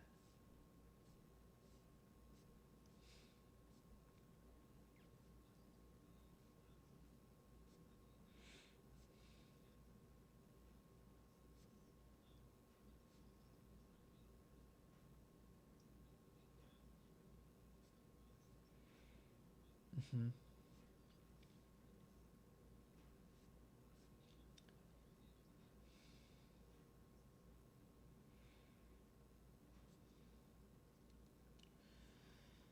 Yeah.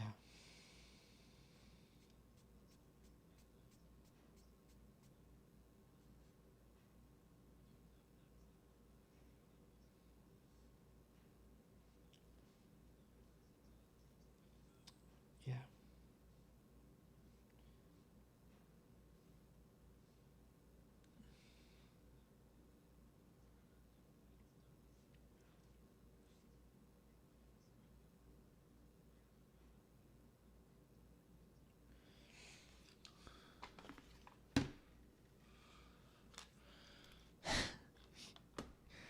Wow. Yeah.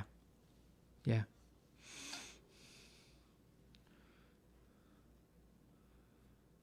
Is that true? Is that like right? Like, the what pops in my head is like, is that arguable? I think about like aesthetics. I think about monks. I think about nuns. I think about people who just made that choice. I I get really crossed up on this one, Raja. Um, really crossed up, and every time I'm working with a client who makes a statement and who says something like, Jason, this tool that you're trying to teach me, it's not for me. It's only for rich white people. Teach me something else. I just go on this huge spin again. It's like, oh, is this not accessible to you? This is what, and then, and there's like different tools for different people. And I'm recycling this one in all forms with all people, and really curious about learning more about it.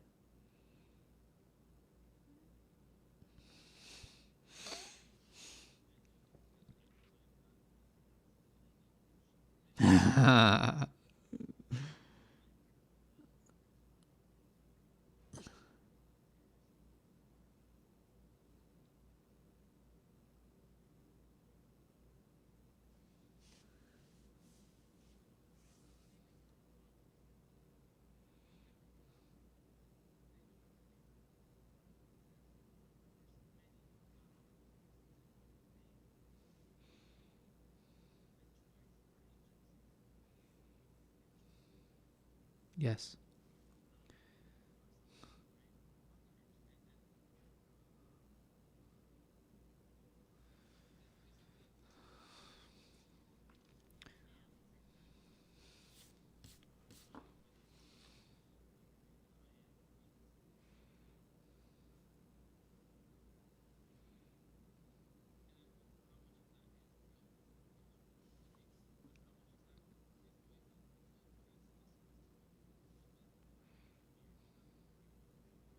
Yeah. Yeah. I'm noticing some of my privilege right here, where I've had the assumption that, anyone in any situation in life can just choose to leave their life and join a monastery. That was something that I just assumed was true, and probably not true.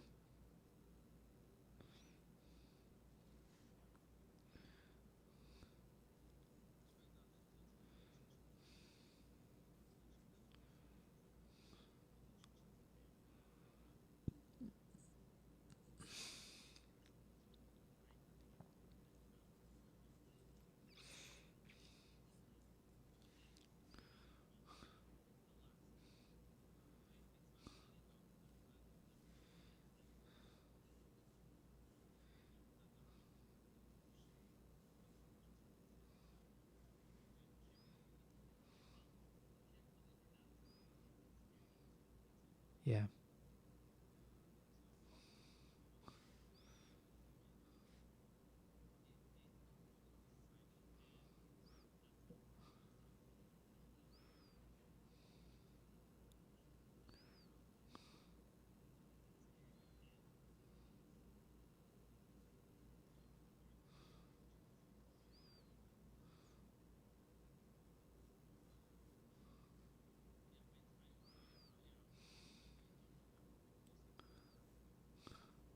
Yeah. I hear you.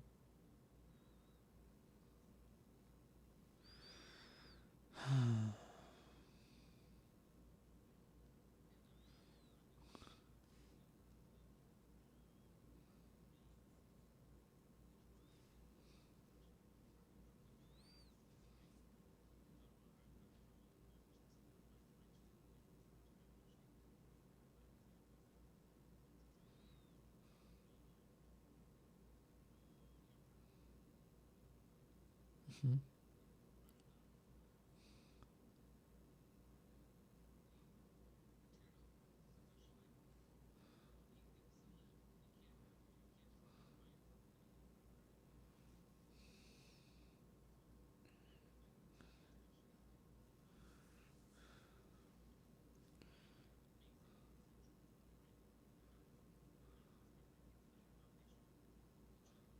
Yeah.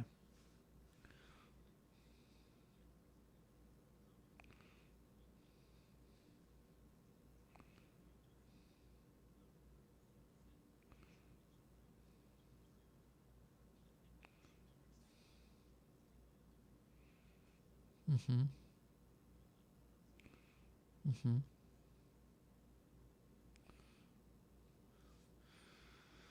Hmm.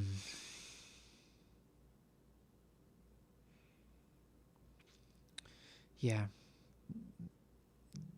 I'm having this thought that, yeah, like, not all things for all are for all people at all phases of their life, or even in this lifetime. And oof, there's this intersection I have in me in this moment. I was going to say, well, and that's okay.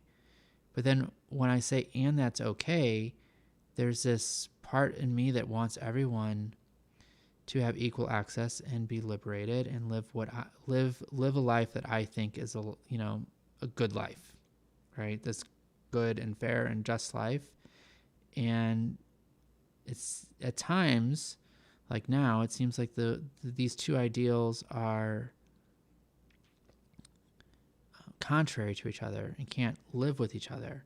And one being that not all experiences are for all people in their lifetime, especially not at all times in their lifetime. And I want to live in an equal and just world. And I buy into the idea of what is equal and just. Equal and just,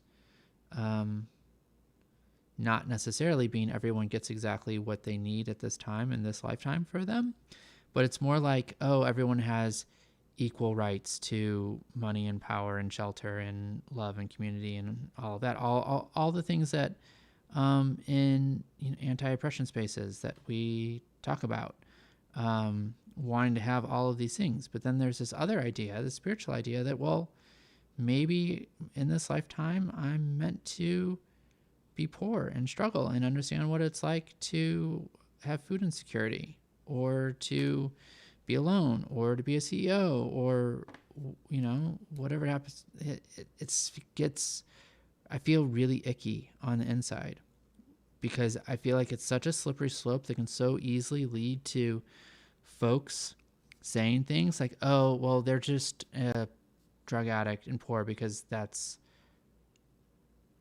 what they're meant to be in this lifetime.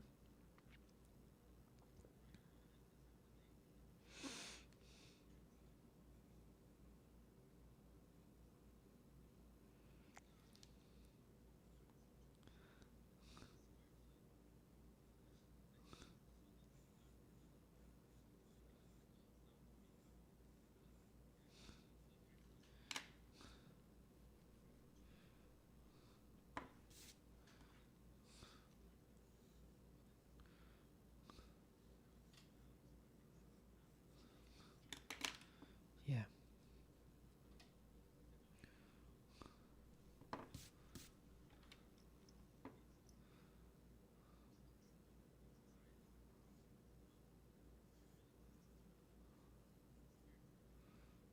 Yeah.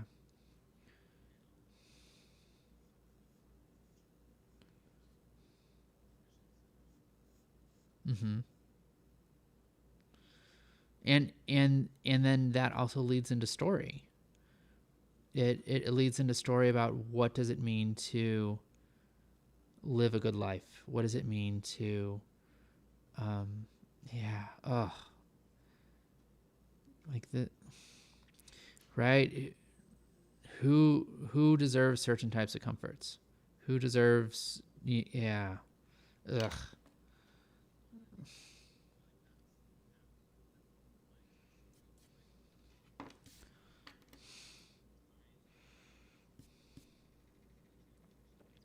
manifest destiny.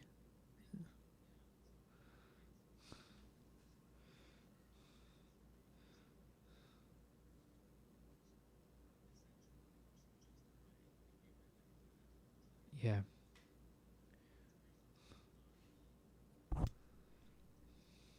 Humans just love to think that they're gods.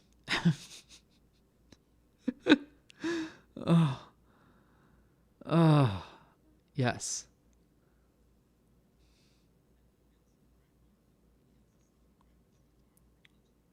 Yep.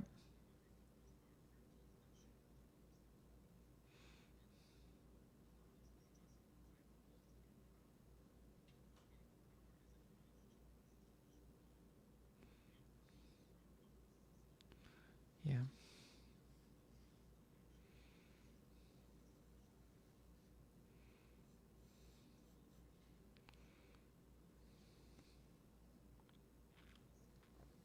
Yeah. Not as sexy. Doesn't go on a banner very well. Can't like go out on the streets and scream about it. It's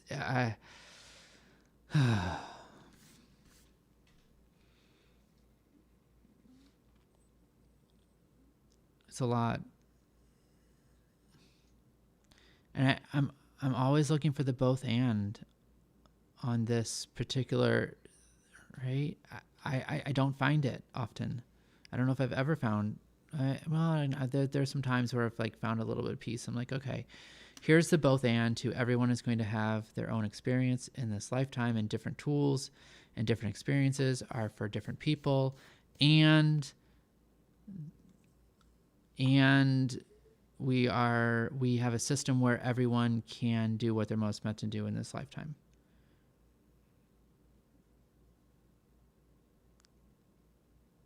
But that stays for like that like thought stays for like 2 seconds and it's like it's completely ruined by like the realities of what I look around at. And yeah, I just feel like a total, and part of it is just like shame. Just like I feel like a total asshole to say that, oh well, some people are just like learning a lesson about money right now, and I don't know. I'm learning a lesson about money right now with having a period of time where I'm not earning income, and I'm still abundantly provided for. And I have a tremendous amount of wealth from working for 19 years in technology. Um, I don't know. I don't know.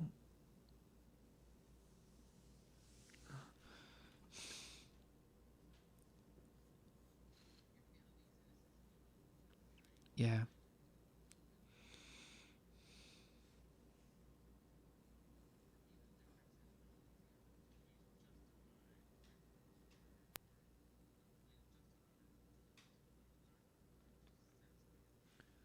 Yeah. Exactly. It's so juicy. Like, this is why I think all forms of racism, classism, especially like racism, ableism, sizeism, like why they are so easy to learn and so hard to unlearn is because if you tell someone you are better than, and you don't have to do anything, you are better than just because of who you are. You are going to get more just because of who you are. Like those are so easy to learn and so hard to unlearn. And I think that's why when folks get power and they get told that, oh, you have power and you deserve power and you earn this power, that um, it does corrupt people. It does become an earned right instead of a interesting thing that's happening for a little while. And I may have, wealth and privilege and power today, and it might be gone tomorrow, and that's super cool. Like very few people, very few people have that reaction to losing wealth or privilege or power. And so when someone says, "Oh, you have wealth or privilege or power, and you don't have to do anything at all. You just have to like maintain the story," they're quick to maintain that story.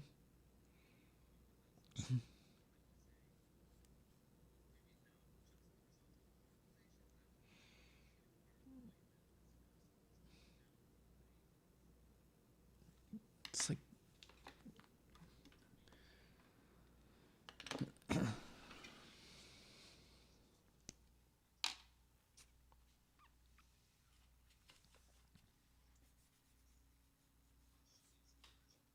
yeah,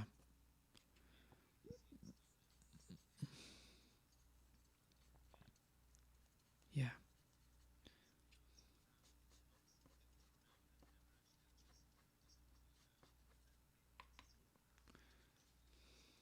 yep, yeah, yeah. Yeah, that's a great way to call attention to that. It's not about changing who has the power. And well, I think changing who has power is a short-term solution. I think changing what happens to humans when they have power, that is a question I'm more interested in.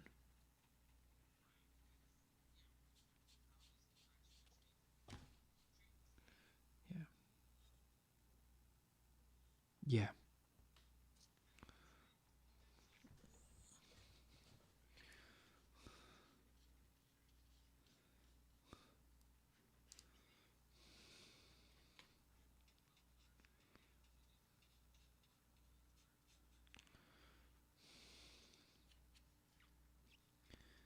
I kind of think that there's no way to get it right.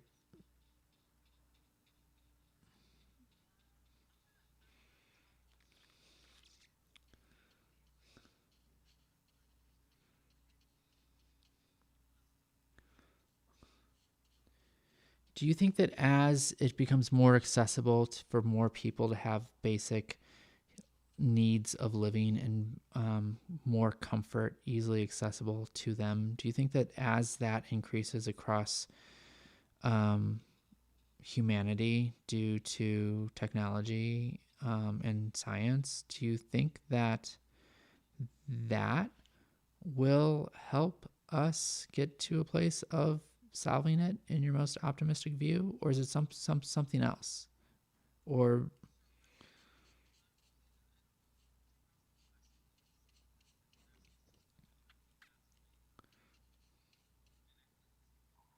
mhm.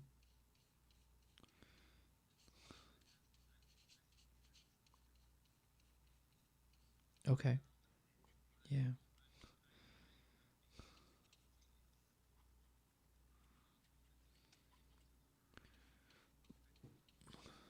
right,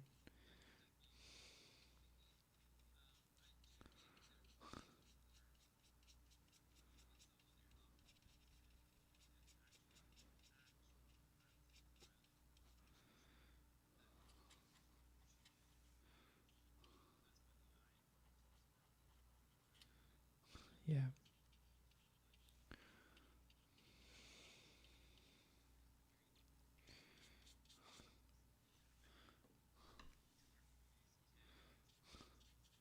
hmm,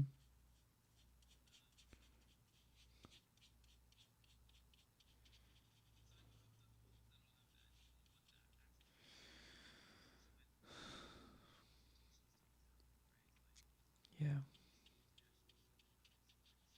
yeah,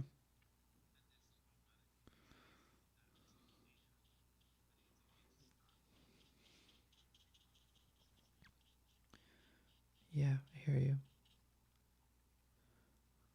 I wonder about scale. Like, I, I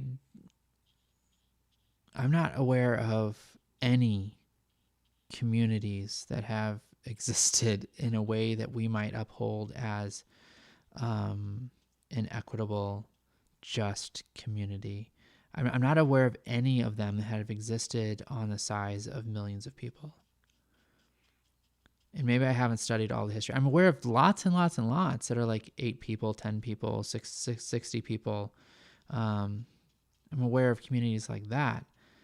And I wonder if the solution isn't technology, the solution might be like new ways for humans to interact with each other at the scale that we happen to be at.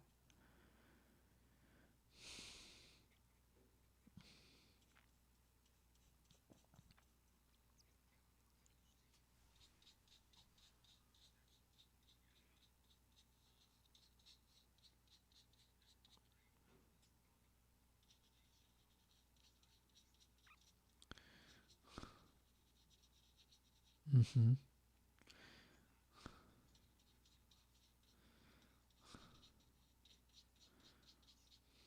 Mm-hmm.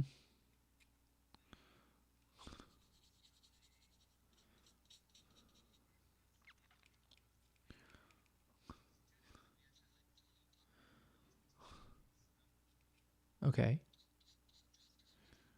that's a lot.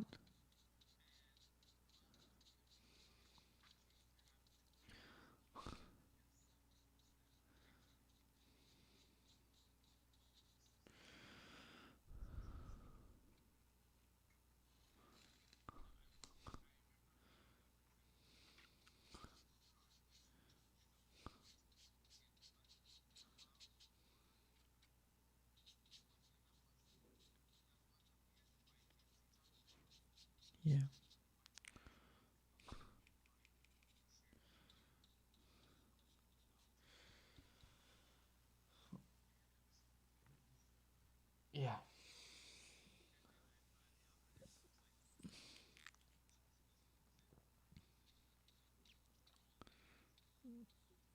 Yeah.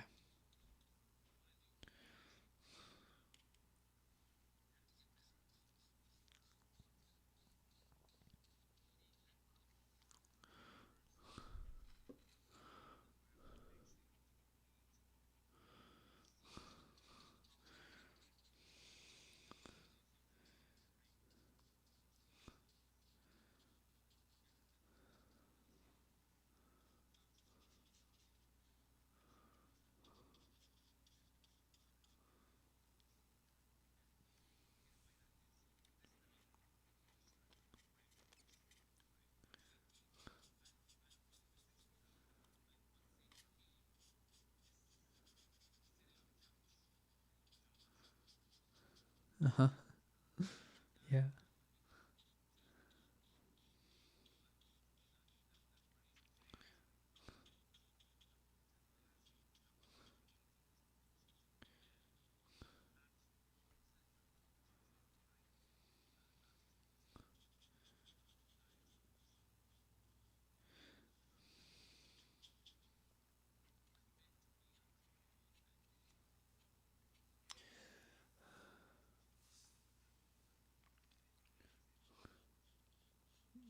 Yeah.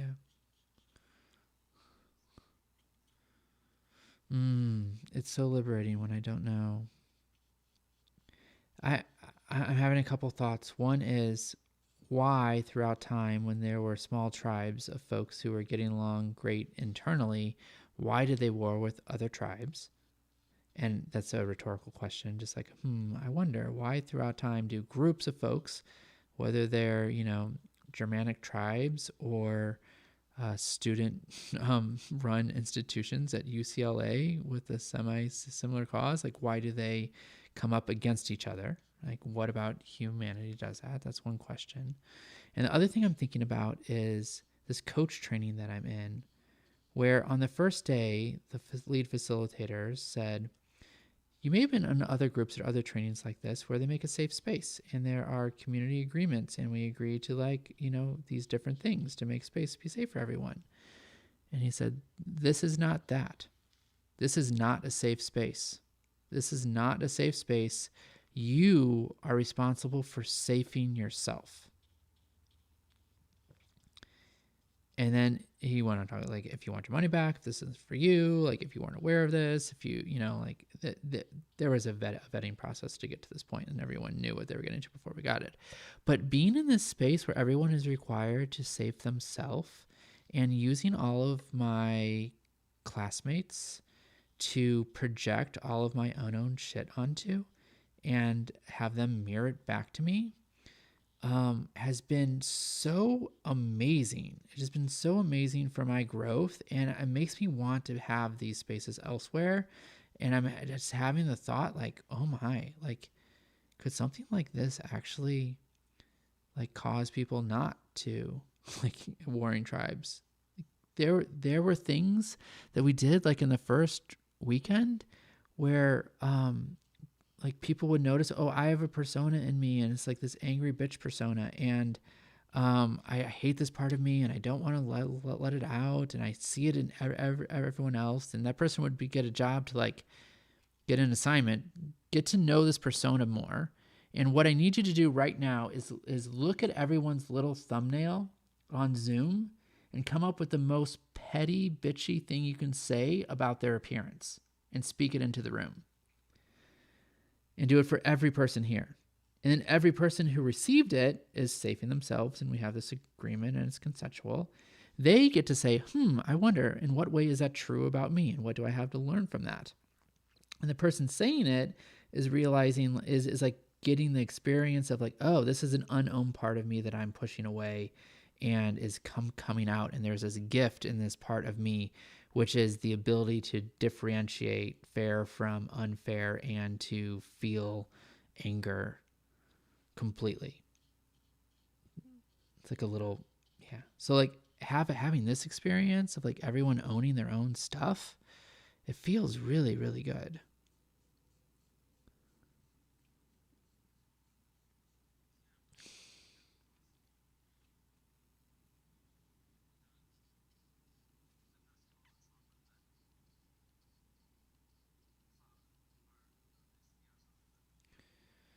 Yeah. Yeah. And this gets a bit controversial in some spaces, I'm sure, but this school of thought leads in the direction of it's your trauma. Own your trauma and deal with your trauma and ask for help to deal with your trauma and clean it up and get to the point where you aren't reactive and you aren't triggered and it's not a hot button for you and you felt every single feeling you had about it and you have processed all of it, right? Like that's like it's taking 100% responsibility for your experience in the world. That's one of the teachings from this program, and it is. Oh, are you familiar with Byron Katie? Okay, yeah, I just her thought her like that woman, like her process is amazingly, it's like worked wonders for me in my life and other people, but it's the same sort of similar process. Like seeing her do her process on victims of sexual child abuse, I'm like, what are you doing? What's happening here? Like, I'm gonna stop talking a bit just because like I'm all over the place, but you might be able to find the thread there.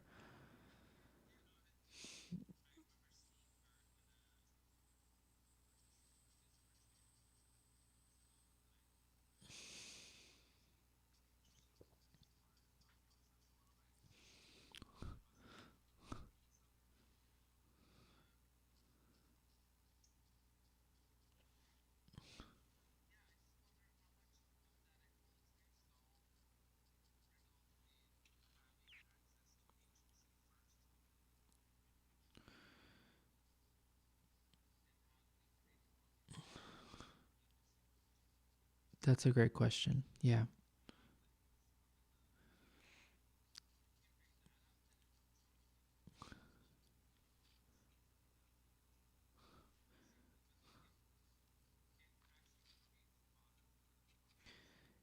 Given the right, go ahead. Yeah.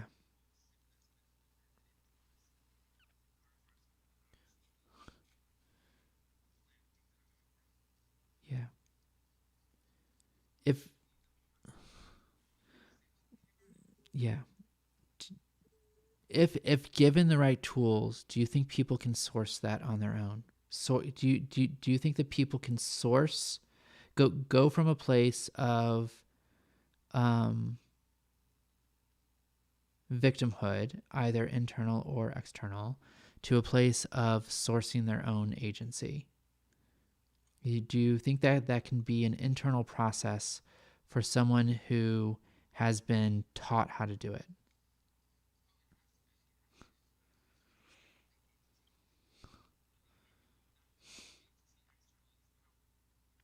Agency external, yeah.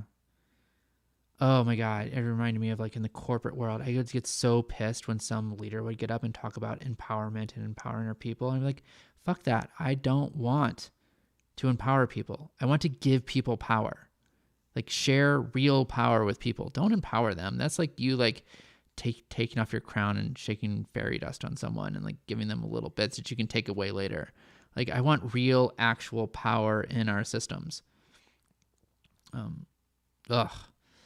Anyway, that might have just been you trying to hero everyone who didn't have a agency. So like, how would that go if someone is deep in a victim identity and they are actively being targeted and actively being victimized because of any number of things, you know, race, gender, you know, sexuality, being in the wrong place, any number of realities for them, what how would you engage with that person to go from being in a victim identity and being externally victimized to the point where that person can source their own agency?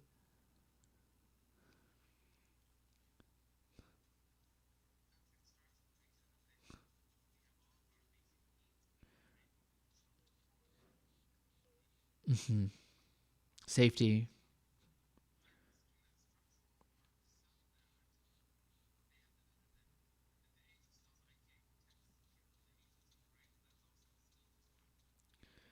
So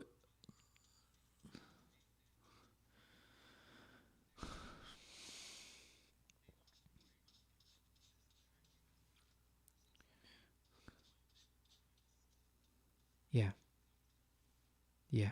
Okay, so start with having basic needs of shelter, food, physical safety met, and that can be done likely through policy.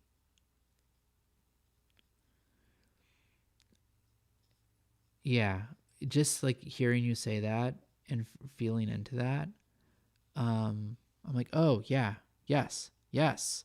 Give me a room full of people who have all of their basic needs met, and yeah, then we can start on sourcing an agency.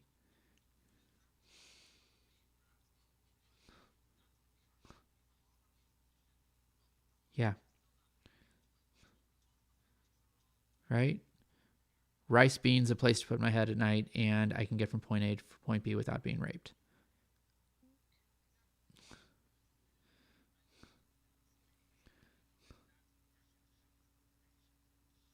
Yeah.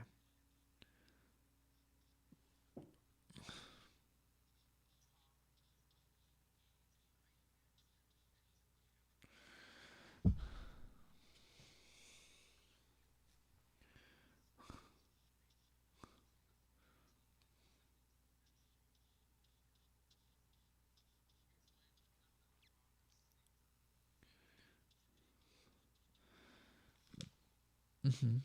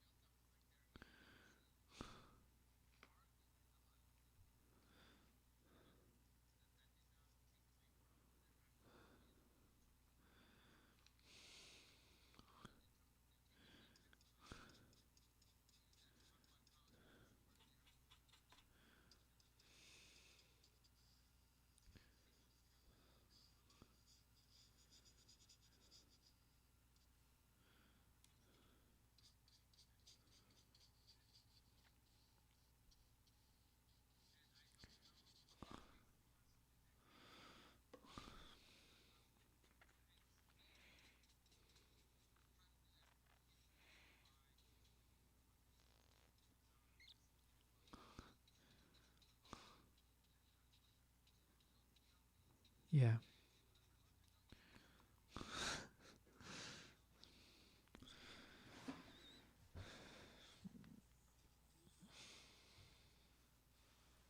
Mm, yeah, I hear you. That last part is rarely said. I've never heard that said before. Um, so yeah, that's the huge difference. I can say what I want as long as I take responsibility for the yeah that obviously that's not that's not something that we hold as a unbreakable bond in our society, as evident by people who instigate riots.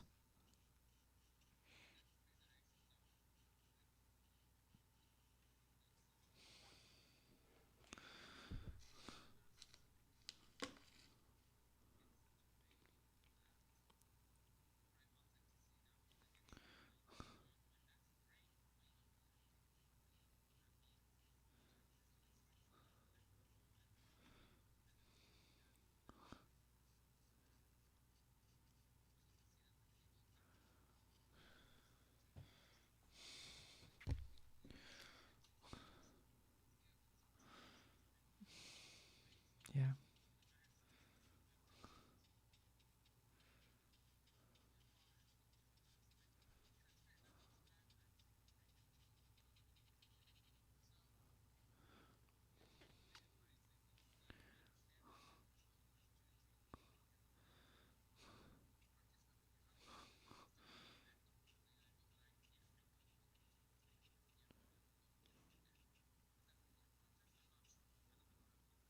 sure.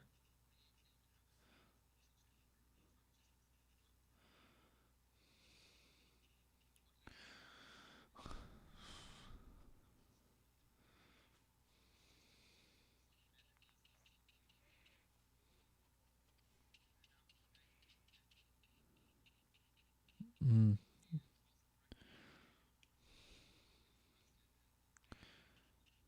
Yep.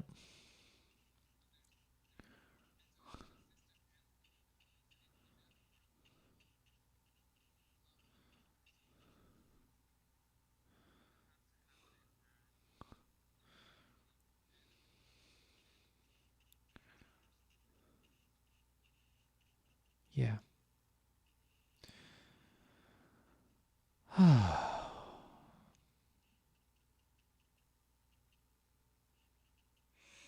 Show me what you drew. Can you bring it closer to the camera? Wait, is that um black paint over gold? Did you scratch that, or is that a gold pen? Oh, cool. That's really beautiful. Oh my god. Look at all the detail in the flower. I love all the dots. That is so beautiful. And you draw them so quickly.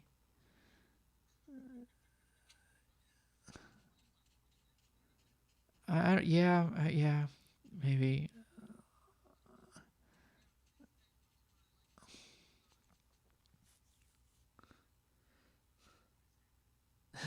Yeah, yeah. I'm with you. I love that. I'm not sure what I picked. I didn't do any like measuring or tracing. I just found this photo here of this dude, and what I'm doing looks nothing like at all like him. I don't like this at all, actually. Um, I think it's quite horrible. But I did.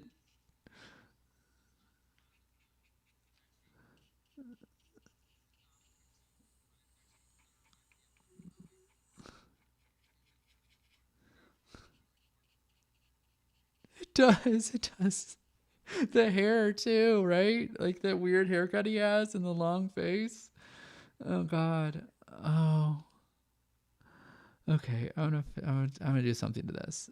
I have this thing now. I was like I'm gonna throw it away, but I don't. I have a special place on my website for bad art, and I am committed. I am committed to making art, whatever comes through me, even if it's bad, even if I hate it.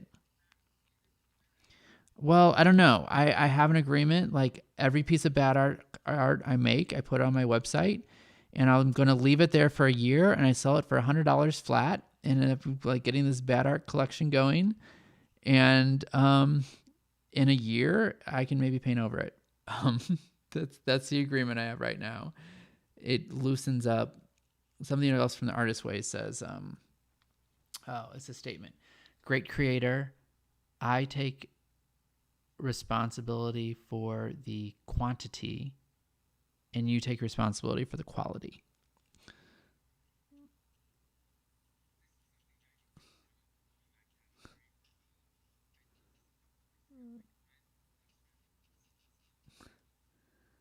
Oh, yeah. Yeah, I like that. I'm making up that that is a transitional piece for you. Yeah, all of the texture and the energy in that piece.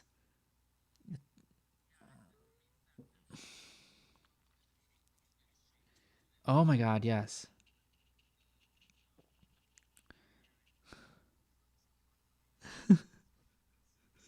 Love it.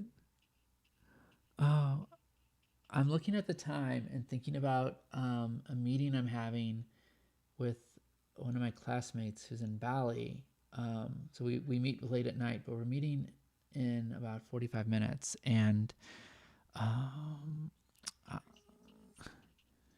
yeah, how, we did. How would you like to complete?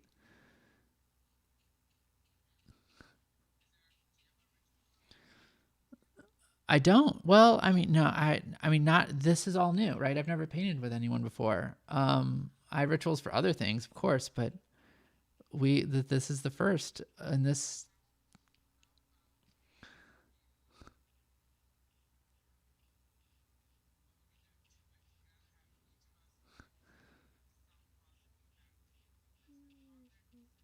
Mm-hmm.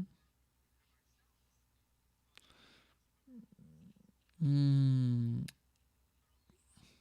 Only positive. Yeah, appreciation, self-appreciations. I'm a big fan of self-appreciations. I do these self-appreciation challenges. It opens up so much. I think I think we should do that. Okay. I want to yeah, I love doing this. I'm going to pick the one I like. I'm cheating. I'm throwing it down. Okay, you can see it. Okay. Okay, then I'll start with the one that's not done because I get to sleep. Okay. Um, I'm appreciating about this one that it is a rainbow of colors, that I didn't hold back in using every color, and I'm not really following the system I normally do of where warms and colds are, and you can tell that it's yeah, yeah. I'm appreciating that it brings up an emotion in me, even if that emotion is disgust. I'm just appreciating feeling that emotion. I'm feeling alive. Um, and in this one, I'm appreciating that when I look at her, I feel a powerful sadness. And I make up that other people who see it will also experience a powerful sadness.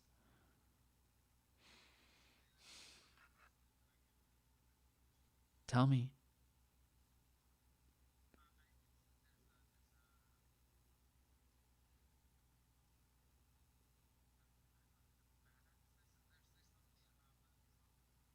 Mm. Hmm. Mm-hmm.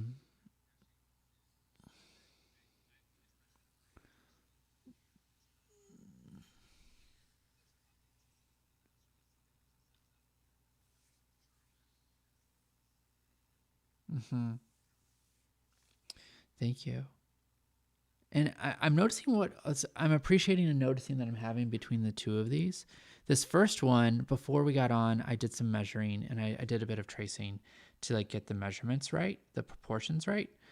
And as we're starting, I was like, oh, it's like a very masculine kind of energy. And then when I was painting, I just sort of let go. And it has this beautiful balance of those two energies. And in this one, I didn't do any measuring at all.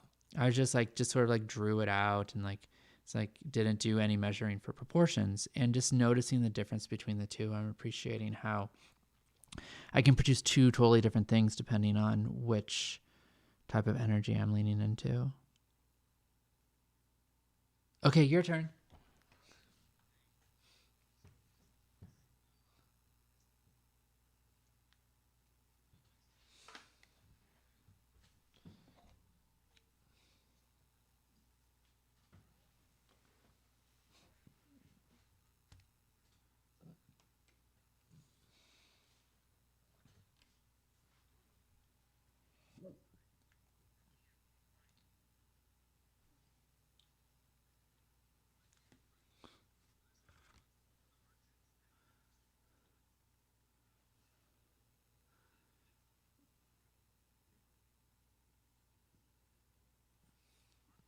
Mm-hmm.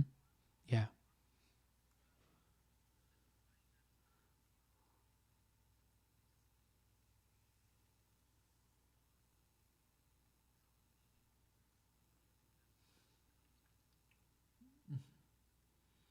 Complicating our truth. Yeah. Could you hold it? The middle part inside the circle has so much detail. I want to appreciate that again.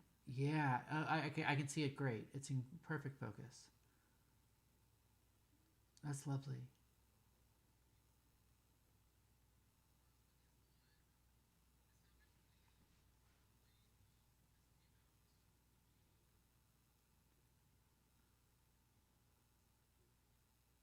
No, it's coming through very clearly. Oh my goodness, that tulip, that the for me the catty corner across the circle from your signature. That oh my goodness, like the round lips almost of the edge. Oh, it's so sensual, Raja.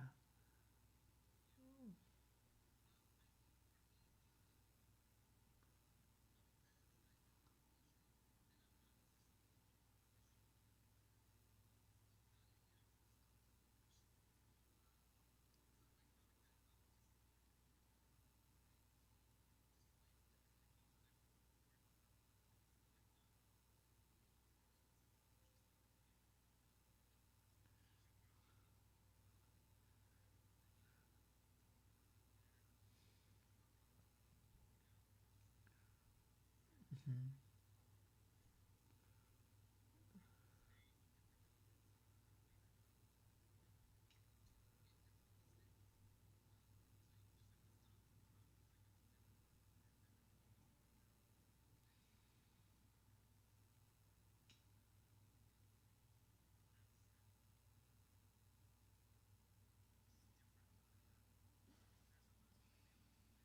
Hmm.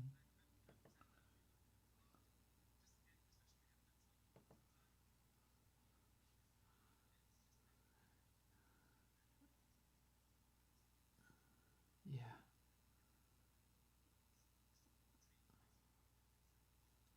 Yeah. Wow. This has been so fun. I appreciate the conversation. Go. Say what you were saying.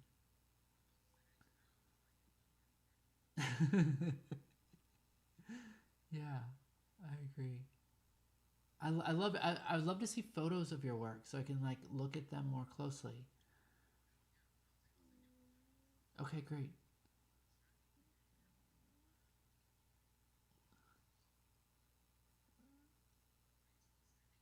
Yeah, I'm still streaming.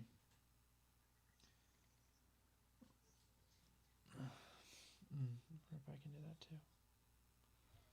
Oh, and you're upside down. Oh, you're also upside down. Let me adjust it. It's. Hmm.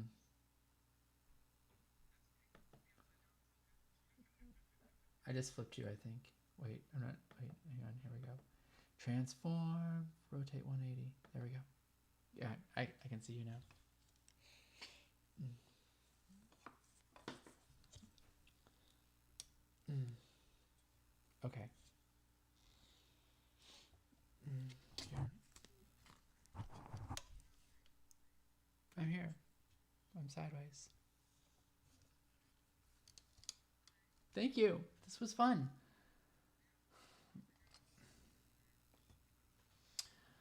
Oh,